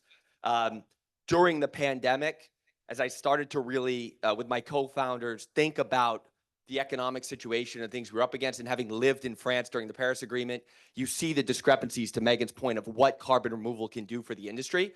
I was really excited yesterday and today to be part of the Clinton Initiative. I get to spend a lot of time with climate resilience leaders and we see major movement in this space. So to make it really short, what Grain is doing is we're focused on powering the infrastructure, as my friend Gerald Mwangi highlighted earlier, to build and scale biochar projects with a focus and an emphasis on North America. We'll go deeper in a little bit. I've been to about 60 farms alone in the last year, so I have a lot of insights to share on that. And the last thing I'll say is we are really proud that we did do a project in Kenya in partnership with Habitat for Humanity for biochar to concrete for affordable housing. So a lot to cover. Happy to be here and join these superb panelists. Hi, my name is Sparsh. I'm the co-founder of Alt Carbon. We started Alt Carbon because I'm a fourth generation tea planter, and our family manages tea plantations in Darjeeling and the northeastern part of India. We manage about 5 different tea estates spread over 5,000 acres of land. During the pandemic, due to the lockdown, our family's Darjeeling tea estate was on the verge of bankruptcy and collapse. Now, just to put it in context, this particular tea estate, which was planted in 1871, is spread over 1,000 acres, of which 600 acres is just forest land. You've got elephants, you've got leopards, you've got the beautiful, majestic Great Indian Hornbill that you get to spot every now and then, and it's truly beautiful. So in 2020, when that tea estate was on the verge of bankruptcy and collapse, and our family wanted to sell it off, me and my younger brother, we actually drove 16 hours from Calcutta to Darjeeling on the day that the lockdown opened up in May of 2020 to spend a week there before disposing of the tea estate. During the course of that week, we ended up falling in love with it again. And you know, love is like a very fickle thing. It kind of ends up mutilating your soul in many ways. So that love story, that romance with the tea estate made us decide to go back and start living there. And in that journey, we started looking at what are the different ways in which we can revive this tea estate. I studied political philosophy, after which I used to study climate law. My younger brother is actually the brains behind this operation. He studied chemistry and mechanical engineering. And we were looking at carbon markets as a way to transform these tea estates from being at risk of climate change impact to becoming the frontier of climate action. I was personally not a big fan of a lot of the avoidance-based projects that existed. So in 2022, he called me up and he said, we've been studying this idea called silicate weathering, and that might have an application to undertake durable carbon removal. And we started looking at enhanced rock weathering seriously. It's been 18 months. We've grown quite a bit as a company. We became the first Indian company to get a pre-purchase from the Frontier Coalition last summer. Then we became the first ERW company globally to get an offtake from the Next Gen Coalition. We now have a strong list of supporters. We've expanded to 30,000 acres of land. We've mapped that out in Northeast India. Our project just got validated earlier this week, and that's the first Asian enhanced weathering project to be validated. But our entire, thank you. And I will end here because I know that I've been told by politicians that when you know that the audience is clapping, it means they want you to shut up. So our entire idea is that, I know that bottlenecks is something we'll speak about. Alt Carbon is building agri-infrastructure for planetary intelligence. We believe that if you want to undertake large-scale durable carbon removal, you need to build the underlying infrastructure, whether it is the labs, the soil sensors, and the data sets. That is what we're focusing on. Because if we're able to build that, we can enable many other folks to also be able to do enhanced rock weathering and biochar within the South Asian landscape. And that's how you're going to be able to enable a gigaton scale carbon removal. And Sparsh is also just a shameless plug. You are hosting what will inevitably be a really great Asia CDR summit with Mitsubishi, is it? With Mitsubishi, yes, and yeah. the Indian Institute of Science. Inshallah, it'll be good. It's called Alt Futures. We are imagining alternative futures for South Asia. All of you are invited.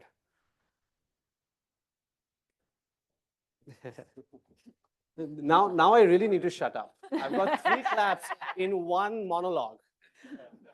Adit, go ahead and tell us about your work at Bhumitra.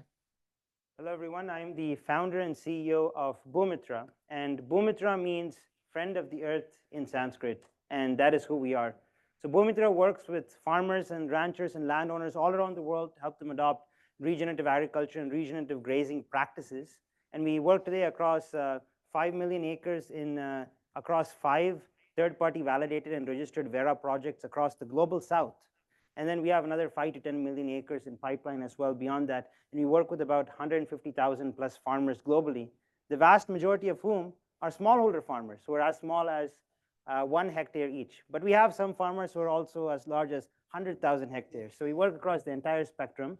And we've been lucky that we've been able to not just do agricultural carbon removal, as is the topic of this session, but bridge it into the compliance markets as well recently. Because most carbon credit activity that you're probably familiar with happens on the voluntary markets, but taking it to the compliance markets would be the next stage in getting this to a gigaton scale with compliance targets and goals. And last week, actually, we announced one of the world's largest compliance Article 6 governmental carbon removal contracts with the government of Singapore, who is working with our ranchers in South America to achieve their Paris Agreement obligations through buying carbon removal from us. So we continue to scale, and we think this is the pathway to really reach 100 million farmers and gigaton scale with soil carbon removal. Adam. They didn't want you to stop. Yeah, exactly. They're so interested. Hi, everyone. I'm Autumn Fox. I'm with Mars Inc., so a very big snacking and pet health company. You've probably heard of some of our brands, and you probably haven't heard or don't realize that a lot of the brands are ours as well. So at Mars, I'm a director of climate, land, and forests, so looking after much of the work that our teams are doing. And we have a sustainable intergeneration plan, which includes, of course, net zero targets and a commitment to cut our emissions in half by 2030, but also other holistic targets around nature, including on water stress and land use and deforestation, and even the leakage of packaging into nature.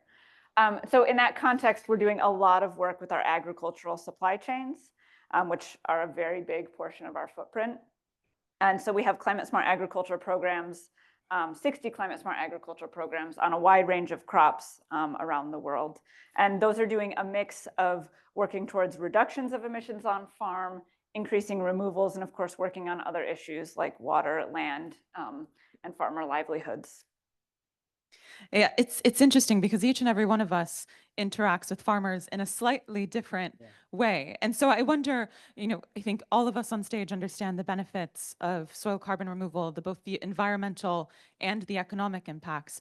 But when it comes to defining the opportunity for those who are actually implementing the land practice changes, what are the things that resonate the most with farmers? And this, any one of you can jump in and start to answer this. Is it productivity? Is it increased economics? Is it cost savings? Is it resilience? What message really allows them to feel like they can actually implement these practices? I think it's the holistic message. It's all of those things put together. It's the whole package. There's a yield increase, there's the co-benefits, and then there's also the cash payments that come directly from the carbon credits as well. It's the whole package that comes together and really makes it feel quite enticing for the farmer. I wouldn't say it's any one individually. So, our experience has been, I'll give you a contradictory perspective within the answer I'm going to give to you. On the one hand, we've realized that people who are engaged in agricultural activities and farming, they do have a very good intuitive understanding of the fact that climate change is taking place. Because you see it on the soil. You see the rhizosphere is basically in many ways, it's a repository of the memories and the mysteries of the planet, right? Like you can real time see the kind of differences that you see in the microorganisms, in the nutrients of the soil, and that interacts with the atmosphere, with moisture changes, with heat temperature changes. So people can understand that real time on their grounds because they're so attached to their soils as well. However, when we work with farm partners, for them, the most important thing, going back to the point that he was also making, is that they're very small landowners. They don't care about the climate impact. They care about agri-productivity. Now, to frame the climate adaptation story within agri-productivity is how you actually partner with small farm owners. On the other hand, the perspective that I wanted to share was that we work with large estates, and through large estates, we spread the word that, look, both enhanced rock weathering, and now we've gone into biochar as well, this can be good for you and for climate adaptation. So that the large estates allow us to spread the word to small cash crop growers as well. That's our strategy. But for example, my dad, when we first told him about enhanced rock weathering, he said, no way in hell am I going to let you spread concrete on my soil. So, that's how people can look at it. And I think that the important thing that I'm trying to go with this is that at least in places like the global south, agriculture is deeply intertwined with the spiritual life of the village. It is part of a person's livelihood. They're very attached to soil. So you have to be very sensitive about how you frame this. And I'm not entirely sure that they understand the carbon credits part of things. So we first tried that, we realized this isn't working. So now we do a lot of awareness creation just around the agri practices. Yeah, I think that that's something definitely that we learned the hard way at Indigo, candidly. When we initially started working in the carbon credit space, our whole campaign was around making farmers the climate heroes. And they did not like that, as you can imagine, that yet another responsibility for them to be tacked on with. And so we learned the hard way, and we spent a lot of time repairing that reputation. And I think also, agriculture is interesting. Your spiritual point of farming in the global south. I think it's the same here in the global north. It's certainly in America. It's maybe one of the last places where community really still firmly exists. So this I actually completely agree with. I'm a city boy. I grew up in Calcutta, and when we moved in 2020 to Darjeeling, I had to basically relearn all the rules of social engagements, the social norms, the rituals, everything is different. I used to think that, okay, you push a button and things move. It doesn't happen that way, and we've had to learn that, what I used to find really irritating about working in a tea estate, how slow things are. I've begun to realize that social cohesion is very rare. And it's one of the only places in the world that you'll actually see that kind of strong social cohesion there. And once you're able to actually see the value of it, you can actually start using it to your advantage as well. And like my mom keeps telling me that if you grow tea, like we had to go through like 2-3 years of just learning how to grow tea, right? It's really, one has to understand that agriculture fundamentally is art. When you are playing, it's a symphony of sun and soil, right? You have to mold sun and soil in a way to actually create a beautiful product out of basically just crops and soil. And the moment you start realizing that, your respect for farmers also starts increasing. I mean, surely you would understand that every Mars bar has just so much going into it, right? So I think that perspective probably helps a bit. I've had to learn that humility. I did not have that initially, but that has helped us in a lot of our engagements as well. Jason, I wonder on the carbon credit side, bringing it back to this. I mean, that market is still so abstract. It's something we've heard from growers all over. I know this is something you're working on with Grain Ecosystem. How do you kind of bridge that gap and give them confidence that this market is something that they're actually extracting value from and not downstream players entirely? Look, it's a great question, and I'll give an example. In the last 2 months, I went all over the Midwest, the Corn Belt. Obviously, Corn Belt's about 1.5 times the size of California. We have serious flooding. Iowa, where we do a lot of work, has the second highest rate of cancer in the U.S. Look no further than that runoff of these harmful chemicals, because topsoil is about half what it used to be. Carbon content is a fraction of what it used to be. This is a real problem, and obviously, I come from a health and wellness background, so I care inherently about the food that is going into, basically our schools, for children, for all of us. When you think about carbon, so one of the dairies, I spent time with a lot of dairies, and a lot of them are Danone dairies. So most people know Danone.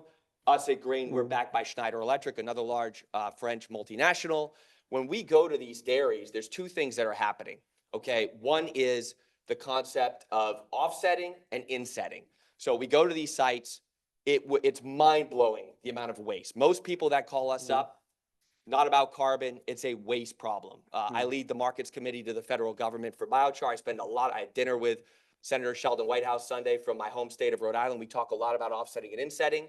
And what we try to do for these farmers and dairies and poultry farms, et cetera, is help them build the use case to go to Danone to help them make the decision. Are we going to do insetting and make the investment directly? Are we going to do it on premise, which is what we've seen at the place like the Ohio Heifer Center as an example, which is a beautiful gasifier that's live. They're dealing with manure issues there. They can run the bedding through a drum dryer and basically kill the pathogen and save a couple $1 million a year in just that revenue stream.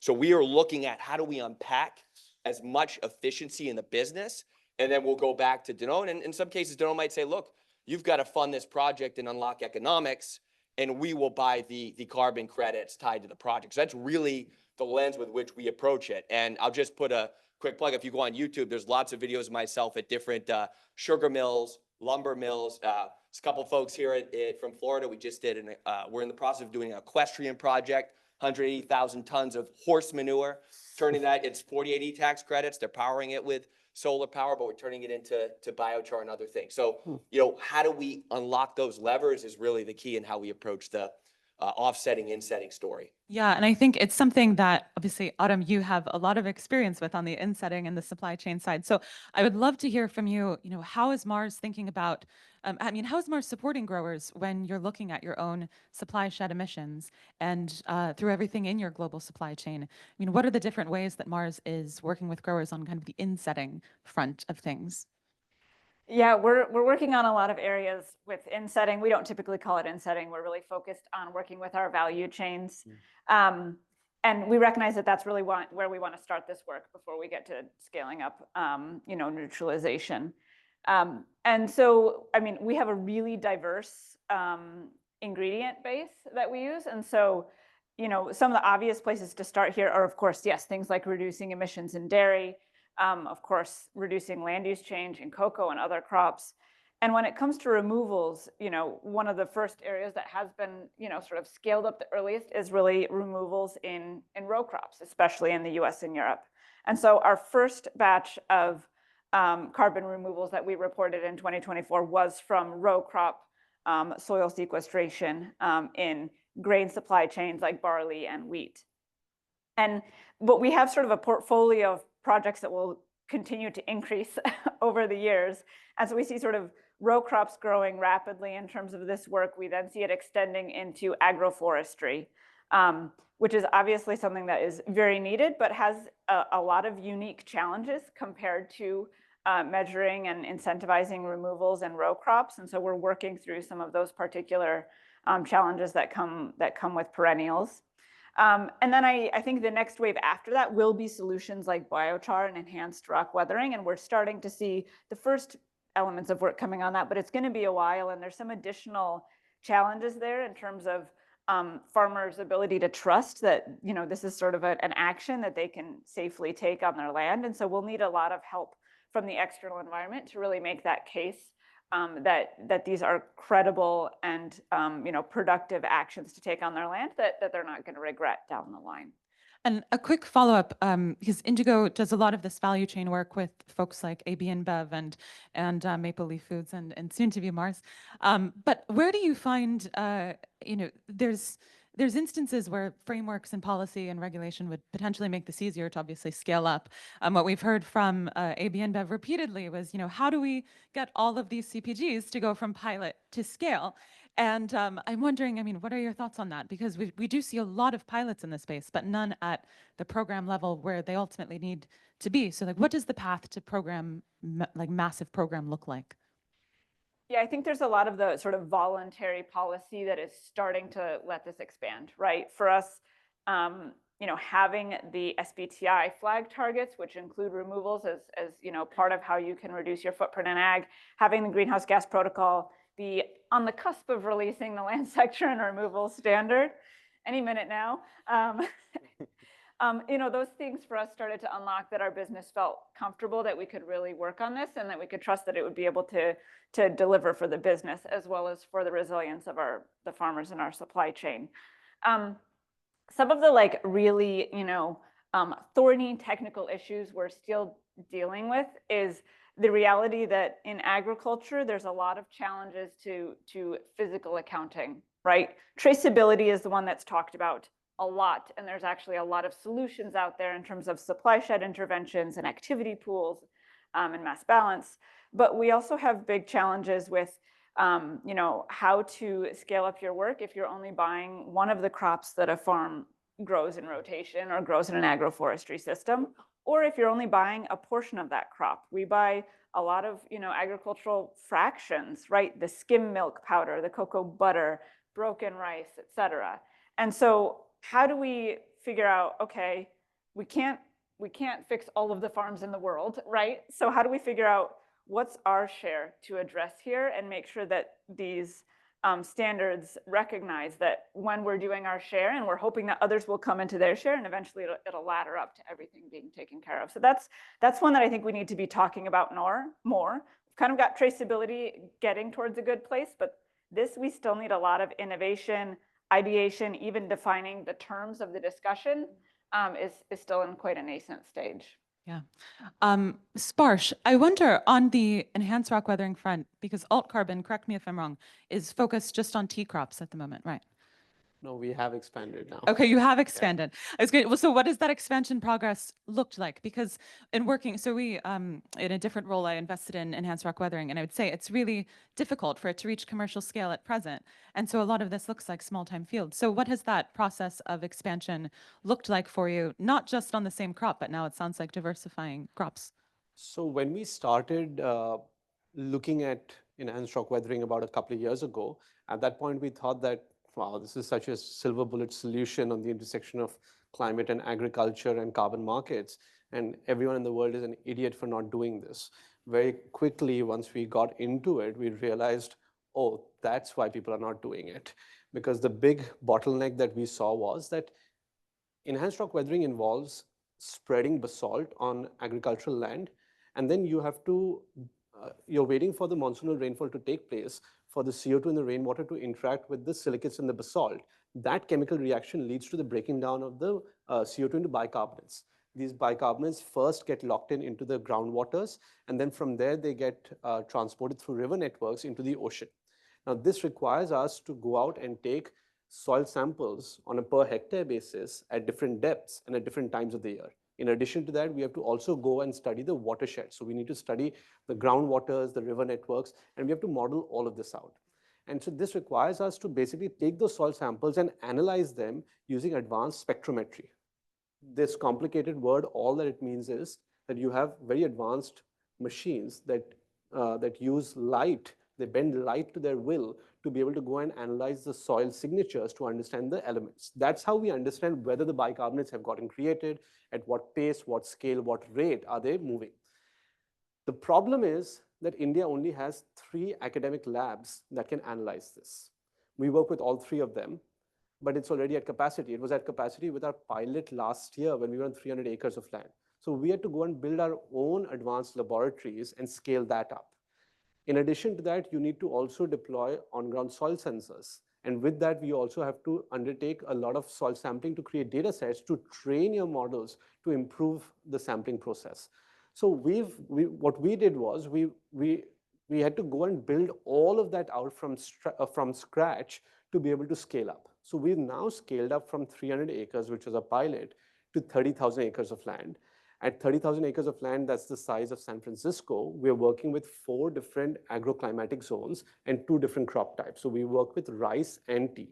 Now, the advantage of working with tea originally was that you can integrate your project with the mining industry in India, where basalt is being crushed and you get the waste basalt, and you can integrate into the tea industry, where during the non-harvest seasons between December to March, you have people available who are already trained in doing fertilizing of the land. So you integrate into that and you take advantage of that. That is how we have been able to scale up. But now our strategy going forward is that by this time next year, if the United States still exists and Climate Week still happens and it's not banned, we will hopefully be able to expand to over 100,000 acres, mapping out at least 6 to 8 different crop types and different soil geographies and different agroclimatic zones. All of this for us is ultimately just to learn more about ERW. Of course, we will deliver some credits and stuff like that and finance it through that. But the main aim is we've partnered with Mitsubishi because to understand more about ERW and to scale it across South and Southeast Asia. That's how we see this growing. I certainly hope the U.S. will still be here next year. But Adi, I know you probably have some thoughts on that as well, because you've scaled not only in different project types, but in different regions. I wonder, how do you reconcile the need for speed? Business moves at the speed of trust, but the speed of trust needs to be quite quick these days.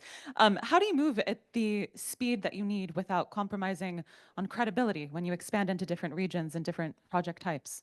Yeah, certainly. I think it's a multifaceted approach that we must take And the first thing, which also definitely resonates with many things my fellow panelists have also stated, is the power of partnerships here.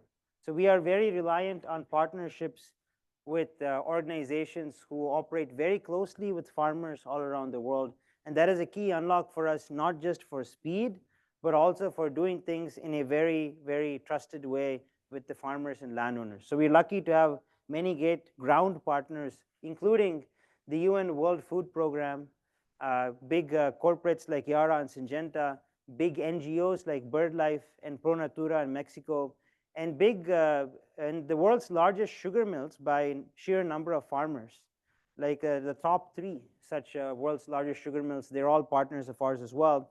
And in conjunction with these partners, we were able to work in a trusted way with the farmers on the ground. And what we're implementing on our side, though, is it tends to be very low tech practices with the farmers. With the farmers themselves, they're doing practices like cover cropping, composting, mulching, reduced tillage, proper crop rotations that enhance soil carbon levels, and also rotational grazing on the grassland side. And these are quite low tech practices, and there are quite a few case studies out there of how these things work. And with the support of the right local partners, we're able to get them moving on towards scaling. But that said, of course, it's not been a quick journey by far at all to getting to market. As most of us who operate in this market know, there are many bottlenecks, starting with, of course, there's getting the scientific consensus, but then there's the audit teams, there's the registries, there's delays and bottlenecks throughout this entire chain, and actually innovating to make those things faster itself is an innovation. So we've been lucky that we've been managed to get 5 projects validated and registered across different geographies, but it took years of effort and pushing through the system, and countless ends of Q&A, countless sessions of consultations and Q&A and diligence to actually get all the way to this point where many things now on the soil organic carbon side are figured out. And of course, you have to, of course, give the credit where it's due at the beginning to Indigo for developing some of the initial frameworks around that. But at this point, there's many people, not just Bhumitra, not just Indigo, but many organizations coming together on the soil organic carbon side to advance the science. And now it's kind of more accepted to even use innovative methods of MRV within soil carbon projects, including systems like what we do, utilizing satellites and AI in a hybrid approach with soil sampling to really drive down the MRV costs. And all of these things together, all of these innovations by all of these different parties, and of course our own Bhumitra partners on the ground, and everything put together, that is the power of the partnerships, and that is what has led us to be able to get to this point. And it hasn't been fast, it's been very slow, in fact, but we managed to get here, and it's thanks to everyone's collective work, including some people on this panel.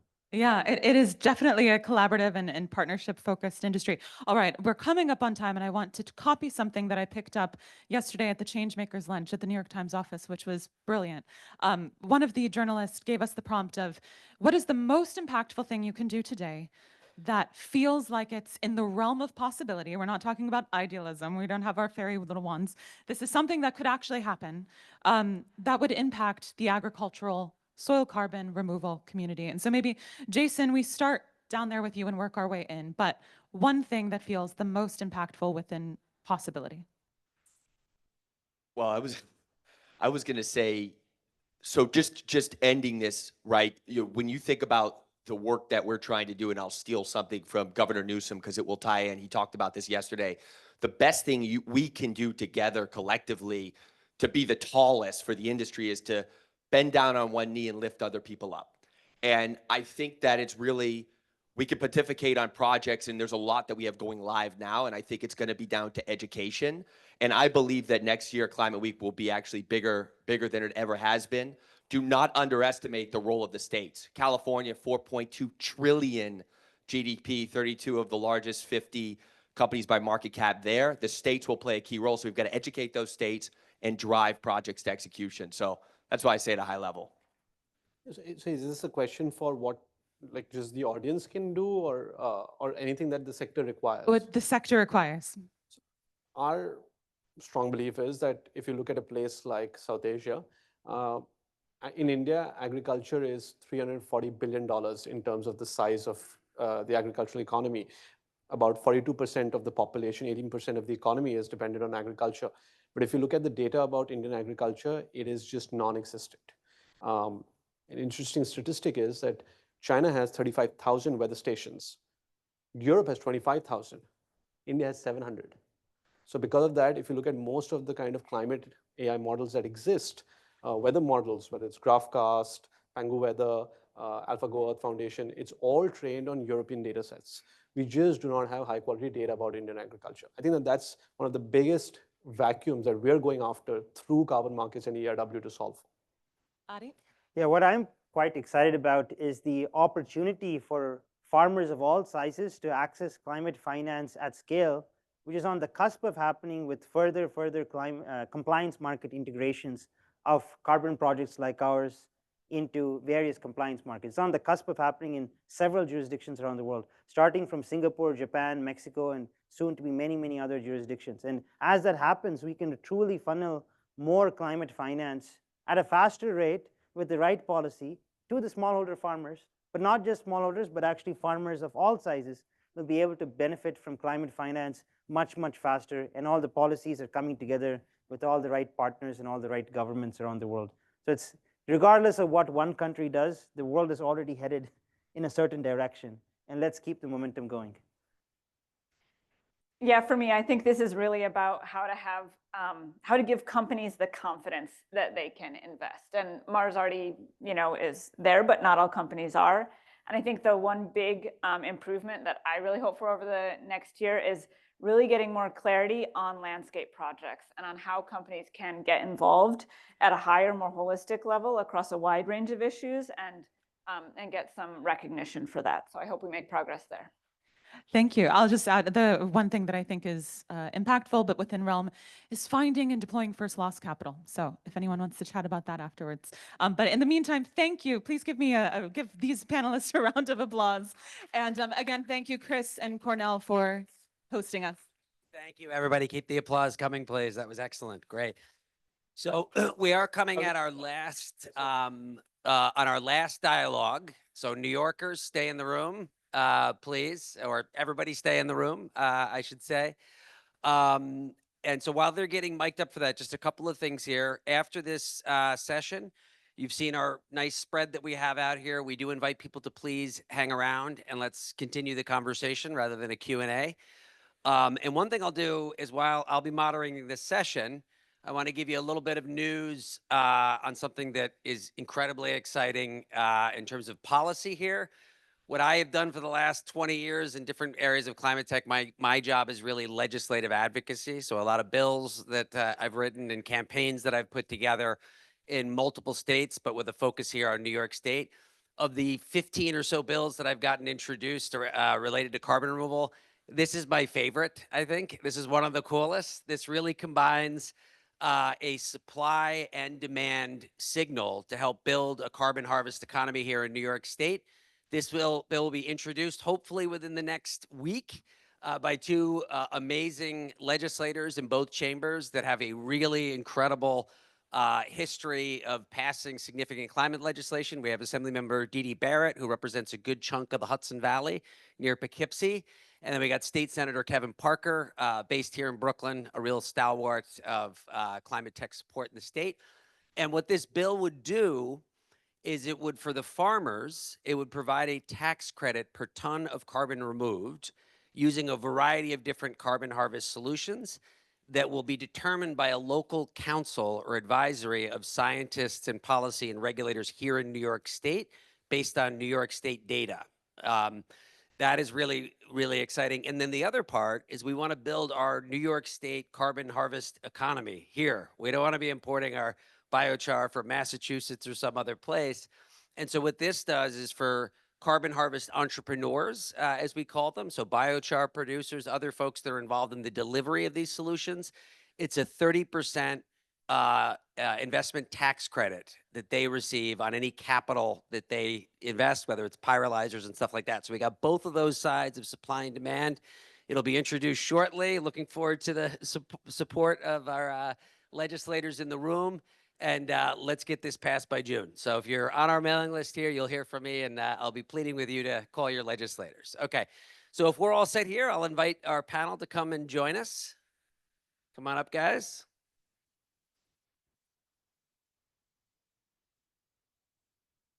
All right.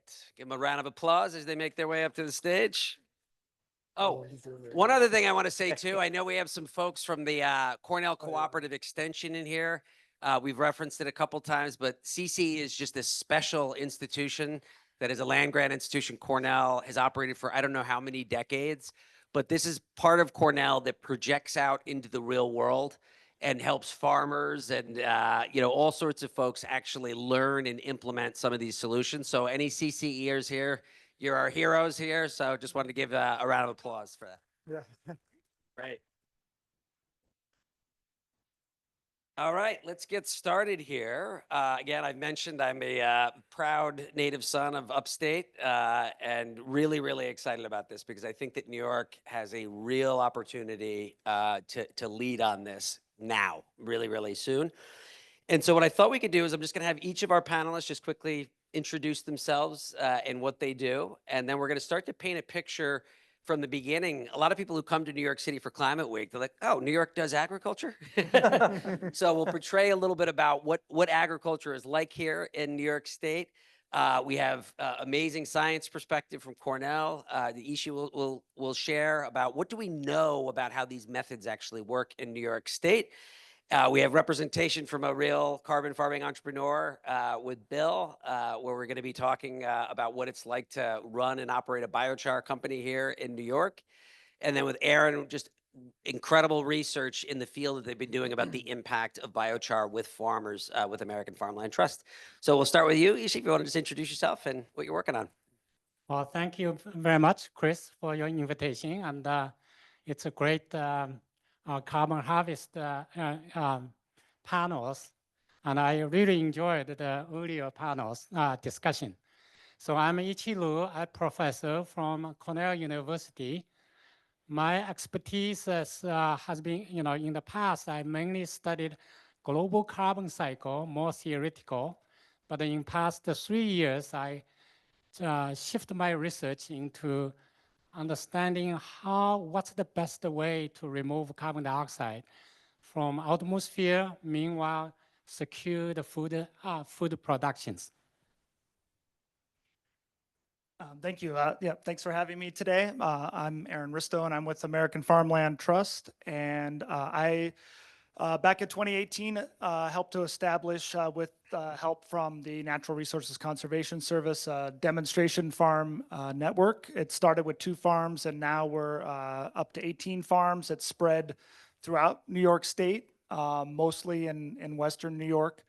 And we use real farmers. I do practical on-farm research, and I'll be talking about the biochar plots that we have, but I've also been looking at cover cropping and planting green. But with working with the farmers, what's really important about that is it's really real on-farm research. They have to figure out how to do these things.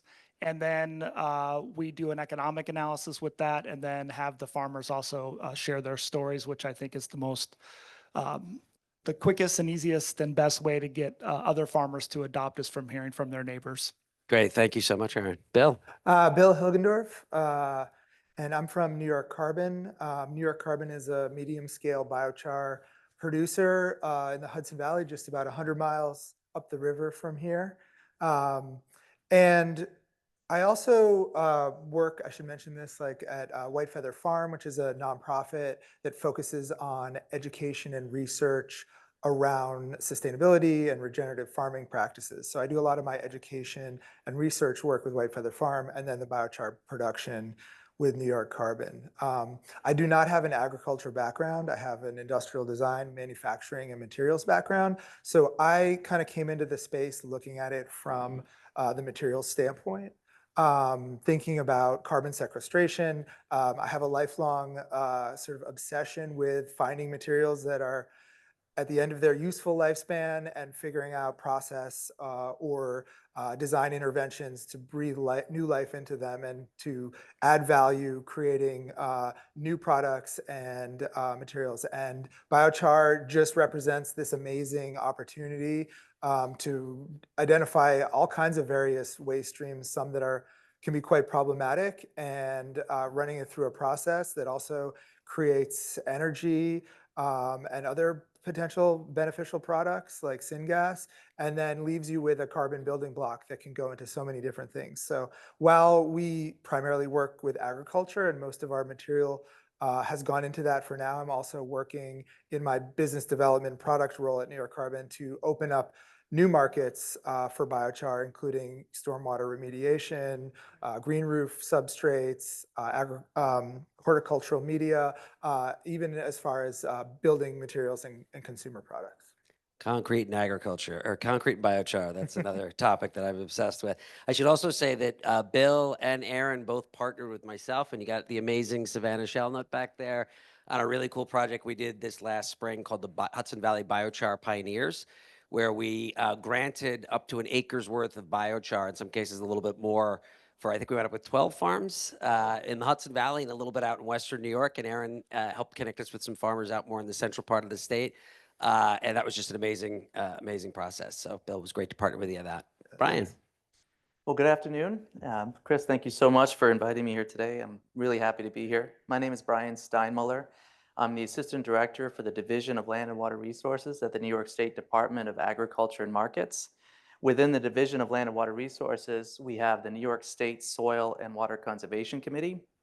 And I've been working with the committee for a little over 2 decades now. The Conservation Committee works with the county soil and water conservation districts. I'm going to be talking a little bit more about them later on.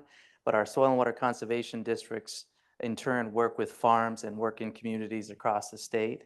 There are 62 counties in New York State, and there's 58 conservation districts. But the entire land base in New York is covered with the 5 boroughs here in New York City combining into one New York City Soil and Water Conservation District. And really, districts have been working with farms for generations on soil conservation projects, now soil and water conservation, and also climate change mitigation and adaptation.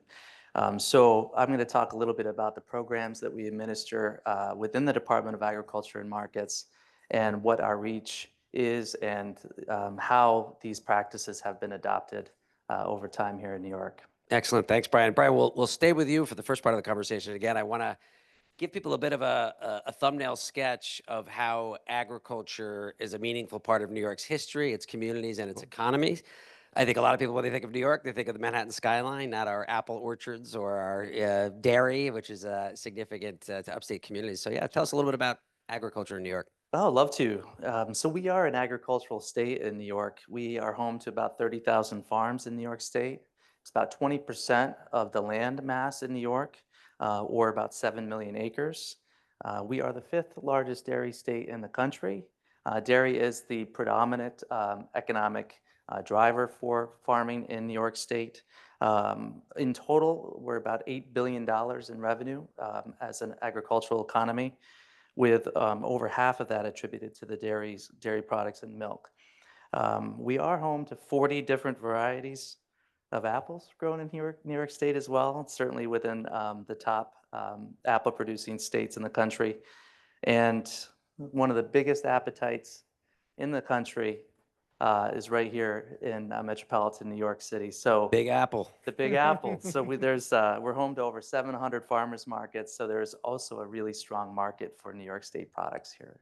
So excellent, great. So let's go to the science. I think one of the things that we really have a leg up on here in New York State is with Cornell and Columbia, SUNY ESF. But Cornell really is, as we heard from Dean Holton earlier, every form of practice that relates to carbon sequestration and soil health is being researched intensely at CALS. And then you have the Cornell Cooperative Extension, which is proactively informing. So it's really sort of an engine to drive this in and of itself.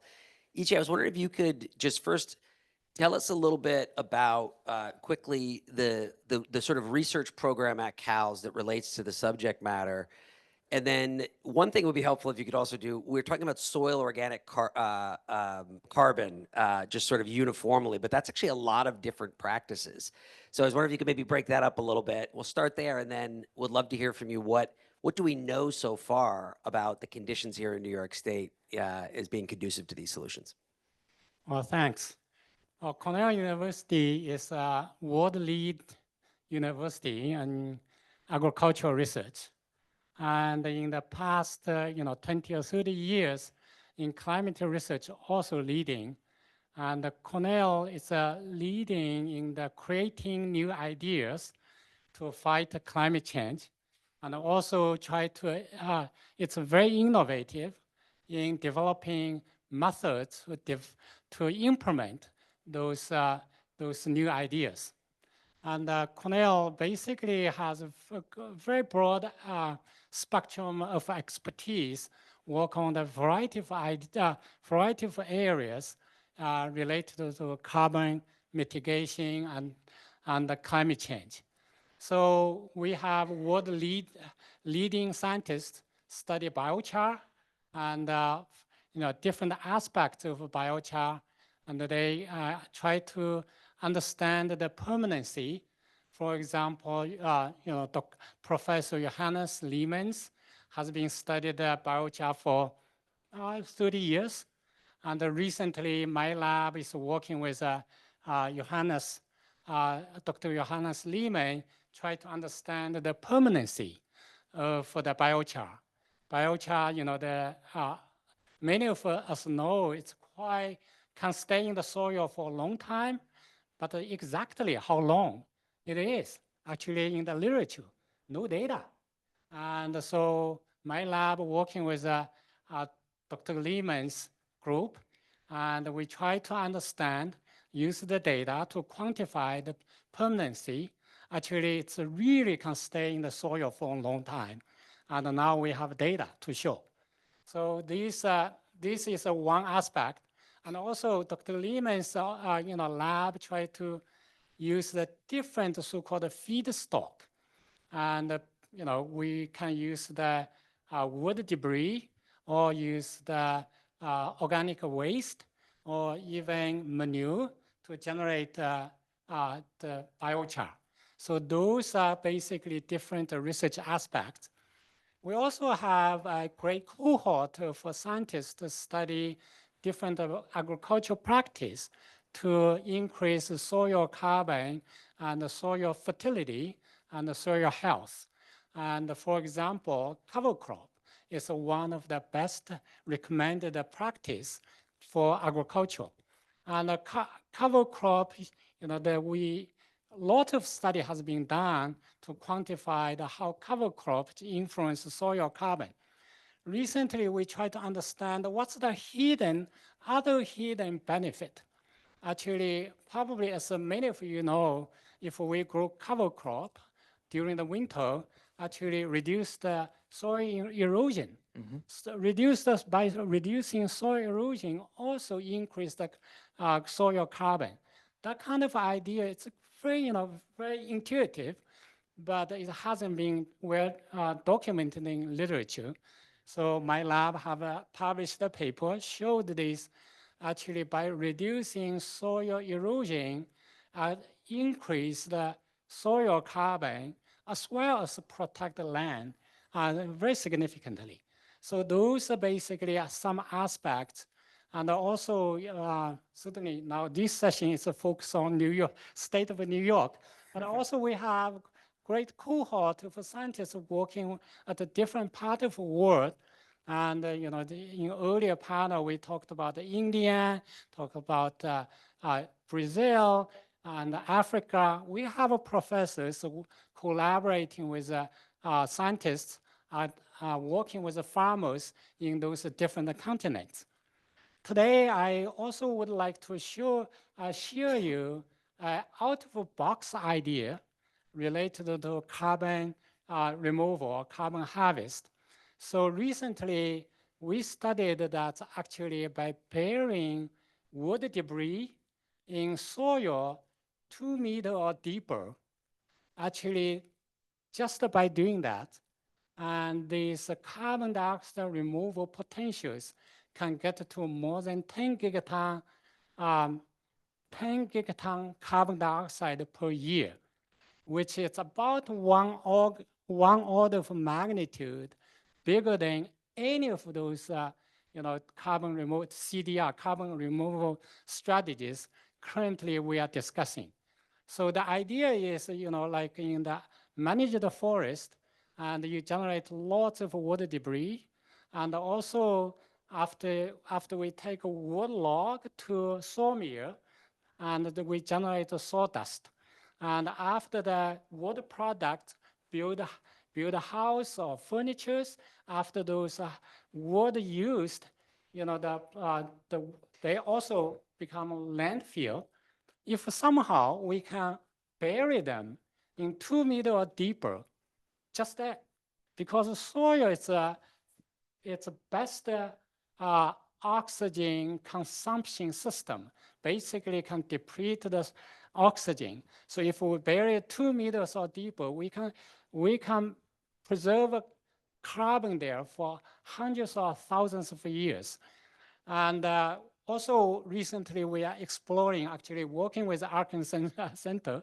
Sean is the person we are working with, and whether we can take this idea to municipal, management or the Cornell, campus, because Cornell campus generates lots of water debris, and by burying water debris, based on my estimation, actually Cornell probably more than enough can offset carbon emissions for Cornell University, just burying water debris from the land owned by Cornell.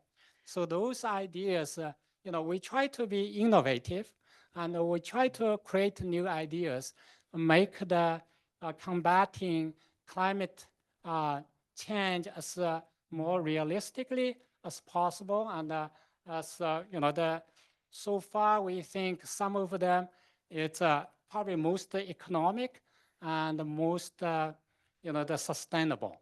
Yeah, I mean, just to give you a sense of 10 gigatons, that's 10 billion tons per year. The IPCC says that we need to do 10 gigatons by 2050 across the board with all. So that's a very, very large number you're talking about, a very exciting area of carbon removal, biomass burial.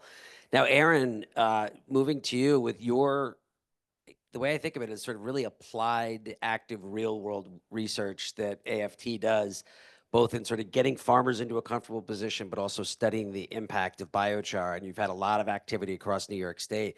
So I wonder if you could just quickly just characterize the scope of that work, and what have you learned both on the science side and the farmer acceptance side? Yeah, so like I said, currently we have 8 farms that are that have biochar plots. 4 of them are in Western New York, and those are row crop farms. They do a lot of conservation practices. They've done other projects with me. Then we're also in the Finger Lakes region with a few organic grain farms, and then also working with White Feather Farm, which is very small scale plots. So what is the goal of my research? We are obviously interested in how well biochar does in terms of soil health, and also with maintaining, improving yields, how it affects yields. But I think what's also important in moving this a step forward is how do farmers do it? How can they take this material, get it delivered, get it applied, and work it into their existing systems of management. And so I don't have a lot of results yet because this was our first year. So we actually started applying biochar to the farms. Actually, White Feather Farm was the first farm. And so we do have some results. So from the results from our very first year, we don't have any significant difference in yields, right? So, you're not going to see anything overnight anyway. And also they had really pretty decent soil to begin with. So that's another thing you have to consider is where this is being applied. You want to look, at sort of the more degraded soils, because then you're going to see the most results. But not a lot of significant differences there.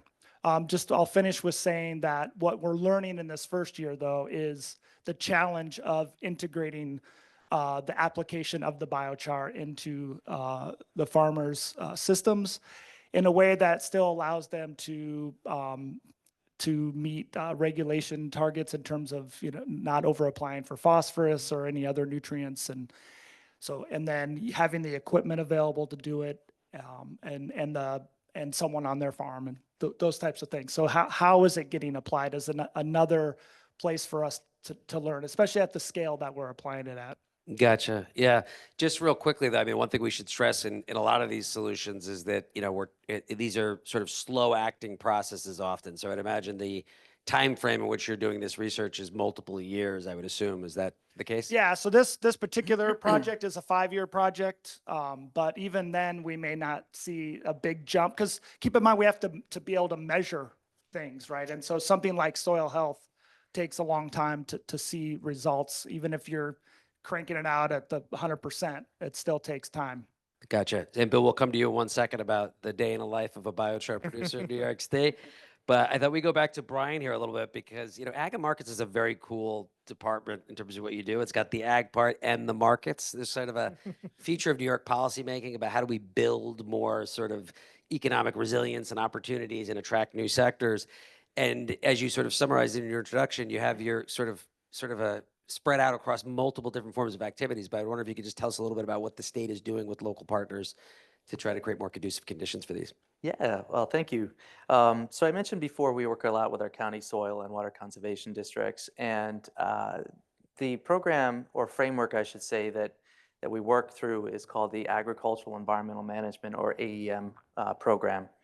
And it really is it's a framework that helps to build trust and build relationships across multiple partners. And of course, the farmer being the lead, the farmer being the decision maker.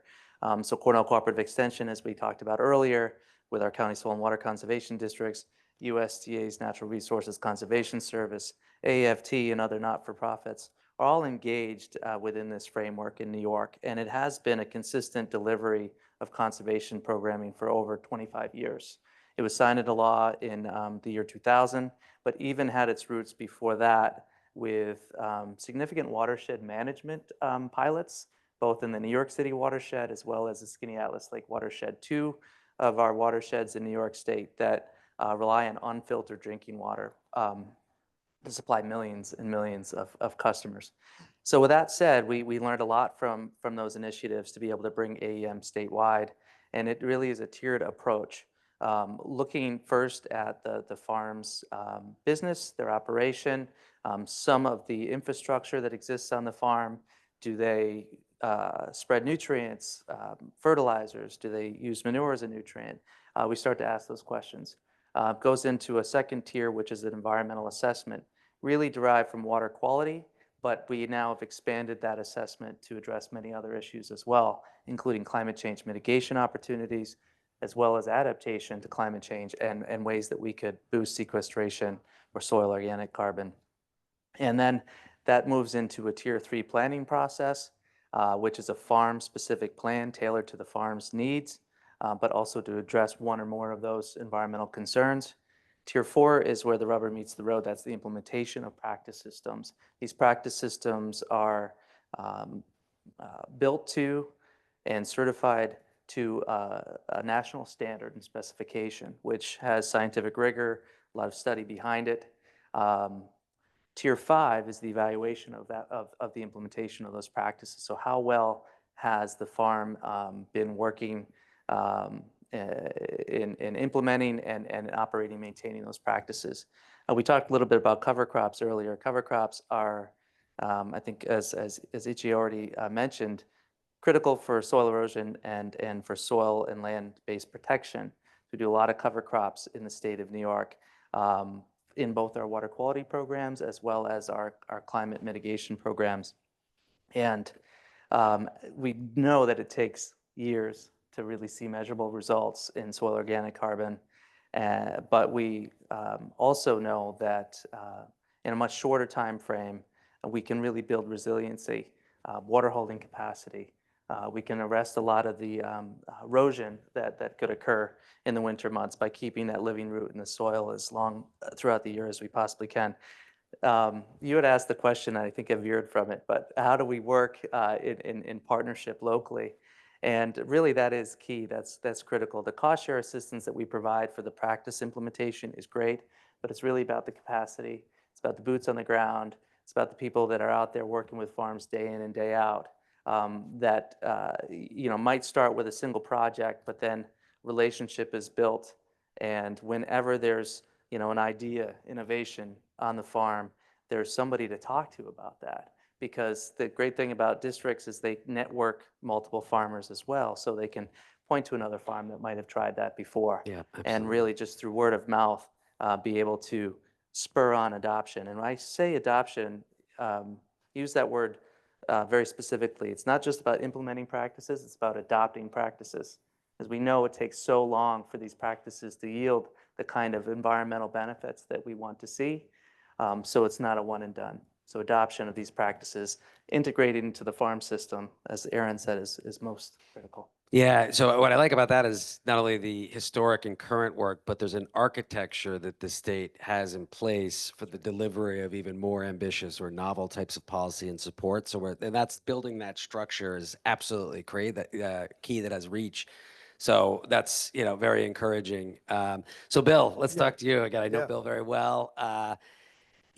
To be an entrepreneur that enters into this space. And I would love for you to kind of just paint a picture a little bit first of the sort of the operations of New York Carbon. And then we'll talk a little bit about your customers and who they are and maybe some of the barriers that you face or opportunities that you see. Yeah, well, it's, New York Carbon sort of evolved out of solving a problem, which was very local. The founder of White Feather Farm, in working on our regenerative farming practices, like learned about biochar to help improve our soil.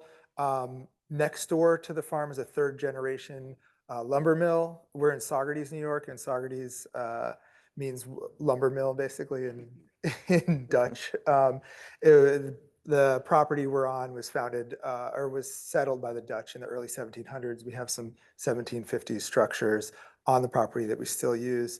And so you had, the soil, sort of poor soil qualities, not all the soil, some of our soil is pretty good, but areas that were not so good. And then you had next door the lumber mill, which had vast amounts of offcuts from the mill. They had a mulch business that was, but then these piles just kind of like coming up out of the competing with Overlook Mountain in the distance, and so, they got together, basically, purchased the Tiger Cat Carbonator, which is the technology that we're using right now, and sort of went to town on working out how to utilize as much of the local biomass that was coming in. And I should also mention that about 10 years ago, our local transfer station stopped accepting green waste. And then this is a problem we have all over our region in the Hudson Valley. The systems that are set up are just overwhelmed by the amount of biomass that's coming into them. They share machinery, chippers, and primary ground machines for grinding mulch, and it's just too much. So Roth Lumber, because they had some of that in place already, became the DEC licensed green waste drop-off spot. So we take in some local biomass from tree service companies and homeowners for tipping fee, and that supplements our production. And so the machine that we have right now is technically, it's a mobile machine. It was originally designed to sort of go through the forest and deal with waste in place. We have set it up, somewhat permanently. We do move it around a little bit, but the idea is to process as much of that material locally as we can. And all of our feedstocks, whether it's from the mill or otherwise, comes from about 5 to maybe maximum 10-mile radius. So it's very local. And our production, this is where we're at right now. We're working, I call it medium scale. The machine we have can process about 15 to 20 tons of biomass per hour. So it is pretty significant. And running full steam, we could produce upwards of 2,000 tons of biochar per year. So it's it's significant, but we'd like to scale it more. And so we're looking into an additional pyrolyzer or gasifier to increase our ability to process some of our smaller feedstocks, the chipped material and stuff too. So we'll be able to do more of that and also enter into some of those bigger markets. I think what's interesting, for me, there's a lot of really cool stuff going on the tech side, on the carbon credit side, and it's really important to verify the work that we're doing. But I've always been interested in the physical work, the hard tech side of actually making these products. And like Aaron was talking about, like what are the logistics around, okay, we're making a product, how do we get it in the soil? What are all the steps in between? How do we manage the distribution and the particle sizing so it fits in with the equipment that the farmers have? And that's sort of the stuff that really excites me. And being able to sort of tell that story, the narrative component of, okay, here's where the material is coming from. This is why we have it. This is where it's going. This is how it'll help. I think building those stories and telling that story every day is so important to the work we're doing and breaking down those barriers to adoption. Yeah, and just thinking about your customers, biochar it's old, but it's new to a lot of people. There's this sort of delayed reaction. It's not like you put it on there. And so from a sales point of view, to be able to sort of demonstrate locally that this works and has impact is a challenge. So could you kind of paint a profile of sort of your customers, which I'm sure internally diverse, but what are they telling you about why they're buying biochar? It's incredible. I've been working in the biochar space full time since 2020, so almost 6 years now, 5.5 years. And it's really quite amazing just the amount of knowledge that there is in the farming community around biochar than there was 5 years ago. I did a presentation yesterday on Governor's Island, sort of more basics around biochar and urban ag with Savannah and Cornell Extension. And like I had, people raise their hands at the beginning and like, how many people have heard of biochar? 90% of the hands go up. And then you say, well, how many people have used biochar? And it's like, okay, 3 or 4 hands. And then anyone like making it? 1. So you can see where the drop off is. Now we've gotten to the point where, all right, people know about it. They understand the potential benefits, but it is still a little bit like, well, how do I know how much to use and when to put it on and how to, like get the maximum benefit? So those parts are where there's still, and that's where like sort of my other hat on the research and education side goes on. And it's like, okay, now, we go out to visit the farmers and talk about, all right, here's what we know about applying it. Here's the percentages, and try to talk through the benefits. So it kind of demystifies some of those parts, because it is the oldest sort of new technology that we're working with some of these amendments. And it requires some assistance like anything new. Through programs like NRCS 336, other state programs, what you're working on with carbon farming, like it's expensive. It's expensive to make. It takes a lot of material to make. We get about 1/10 of the volume from the feedstock to the biochar. So you're talking to make 1 ton of biochar, it's 10 tons of feedstock, and that's a lot of material to move around, to load, to make. And so, again, also at the scale we're at, we're not coming in at that, massive scale where we can really take advantage of those economies of scale and produce a cheaper product that's available. So we need to rely on some of these other programs to, I guess, address some of the potential cost issues, concerns about longevity, because this is the kind of thing where it doesn't go away. It's not like maybe some of your other amendments where you have to put it in every year. You can put it in once and it'll be there, for hopefully hundreds of thousands of years. But we also know from thousands of years of research that there isn't really a lot of adverse effects as well if done right. Yeah, Aaron, does this sound familiar? You're obviously very farmer facing in terms of the kinds of signals you get from farmers on, what the difficulties are or why they're interested in it in the first place? Yeah, exactly how Bill framed it has been my experience working with farmers. We had to go farm by farm, because we had this grant to be able to do this work and try to basically convince them. I mean, these are all innovative farmers, so it doesn't take a lot, but there's just so many, there's a lot of unknowns. So I would say, a lot of them have heard of it, but then how does it work on a large scale farm? Most of the experience, I think, is either in a lab or on very small, much smaller farms. So yeah, I feel like there's an idea out there what it's supposed to be, but the unknowns, you know, the farms are a business, and because there's so many unknowns of the particle size, the application rate, what type of equipment, when do I apply it, what will the effect ultimately be, that there's just a lot of apprehension on that still. Gotcha. Well, just to, in the remaining amount of time we have, there is a question. Again, I think we have a great landscape, so to speak, that's conducive to really pushing the envelope or pushing things forward.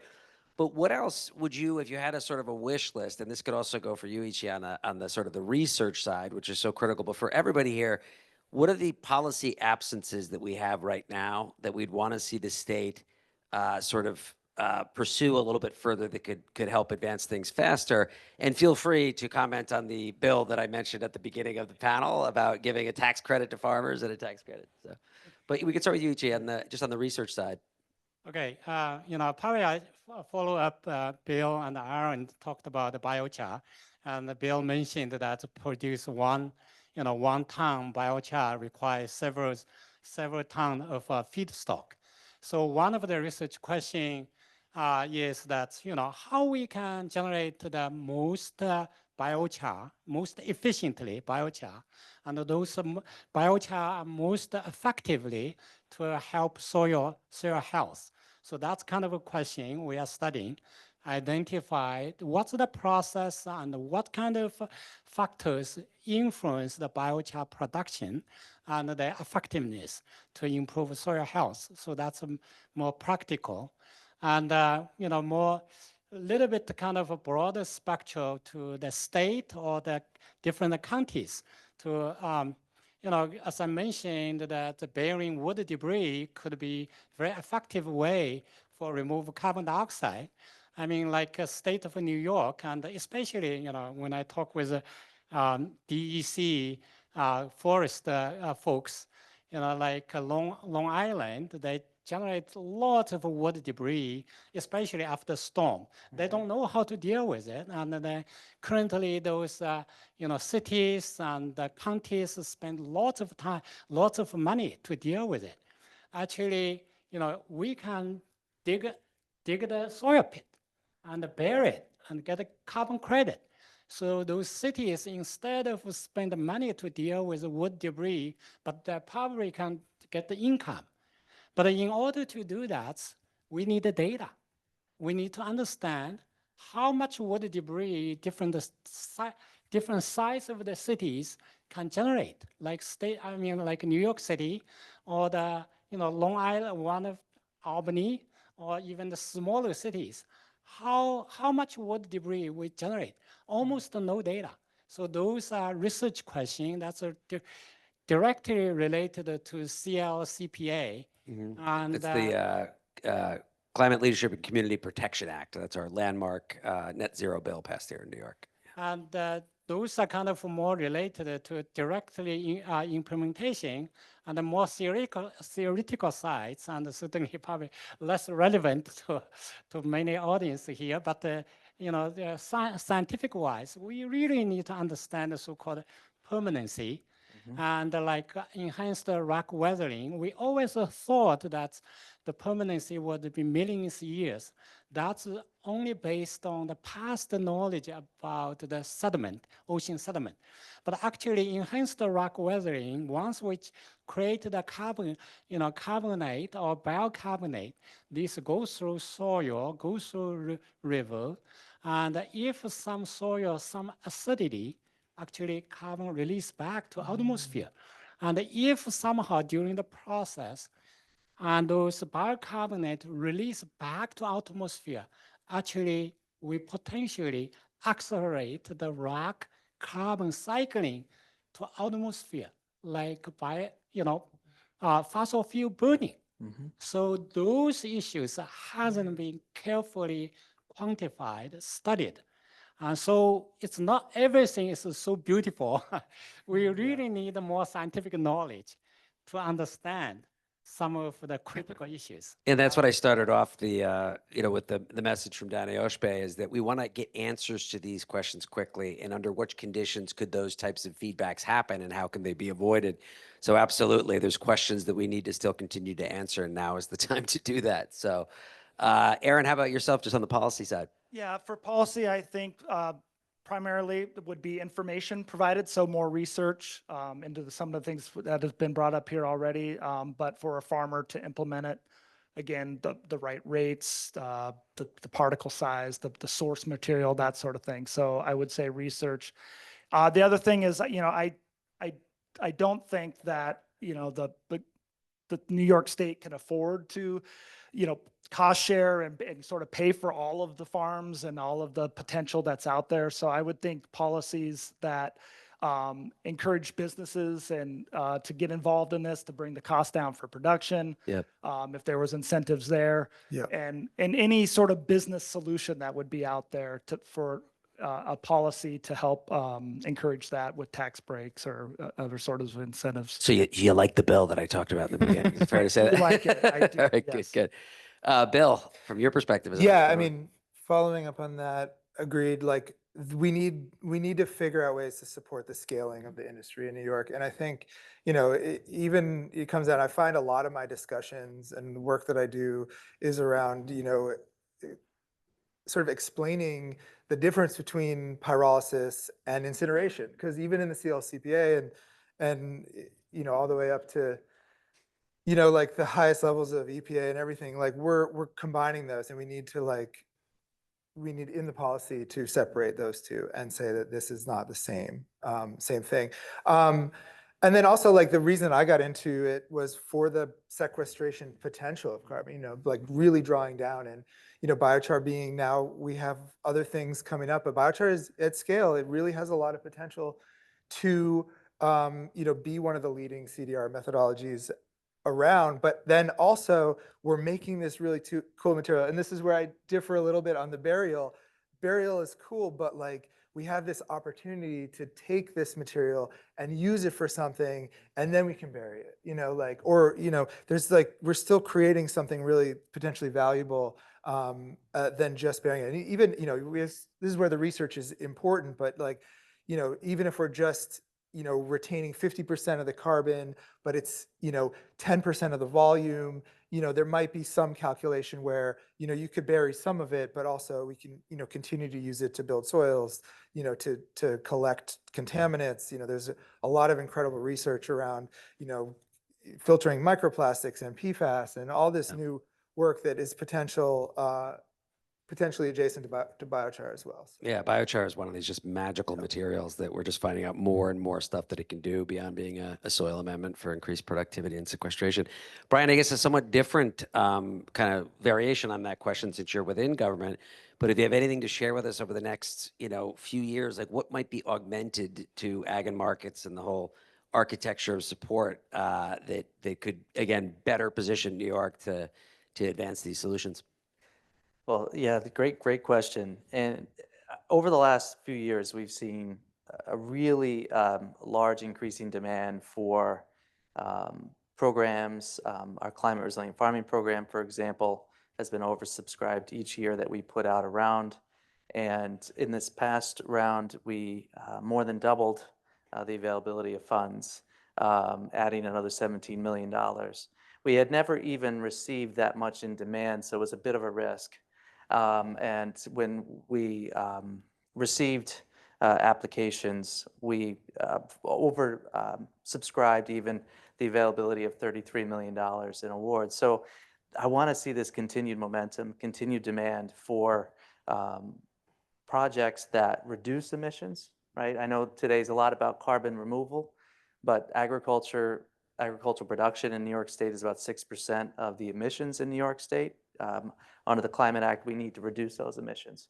So we need to continue to work with our farms to do that, to reduce methane, to reduce nitrous oxide, and also increase soil organic carbon for the multiple benefits that it provides, but certainly for the additional sequestration benefit. We are also moving into forestry management on farms as a part of AEM. We're looking at the forests and woodlots Vast majority of the acres of forest in New York State are privately owned. And out of that, farmers control a tremendous amount of those forests. Talking about durable carbon removal, if we can manage those forests better for increasing sequestration while also afforestation or reforestation of underutilized agricultural lands, we feel like that is a really great spot for our programs to move into the future for carbon removal. But I also want to give a nod to Ichi and the work that Cornell is doing, because that is often the work that is not noticed as much when it comes to funding, and that is MMRV, measurement, monitoring, reporting, verification. And being able to find resources and sustain those resources into the future so that the data can be analyzed, well, can be first procured and analyzed so that it can really help us as policymakers in the state direct funding where we would have the most benefit. I think that is something that we need a sustained effort together with the capacity of those on the ground doing this work with farmers. I think that is absolutely critical. Excellent. Great. Well, it's an excellent place to end off. I want you to please join me in thanking our panel. And with that, we're ending exactly on time, I think. But I really do want to thank everybody for turning out. I know there's so many things to take part in during Climate Week, but I hope what we've left you with is this is very real. There's a lot of work that we have to do. It can be led in all kinds of different parts of the world. But I just want to say, let's have New York be one of those parts of the world that really sort of sets the standard here, not just within the region, not just within the country, but within the world. Please do join us outside for some refreshments and continue the conversation. And thank you all for attending.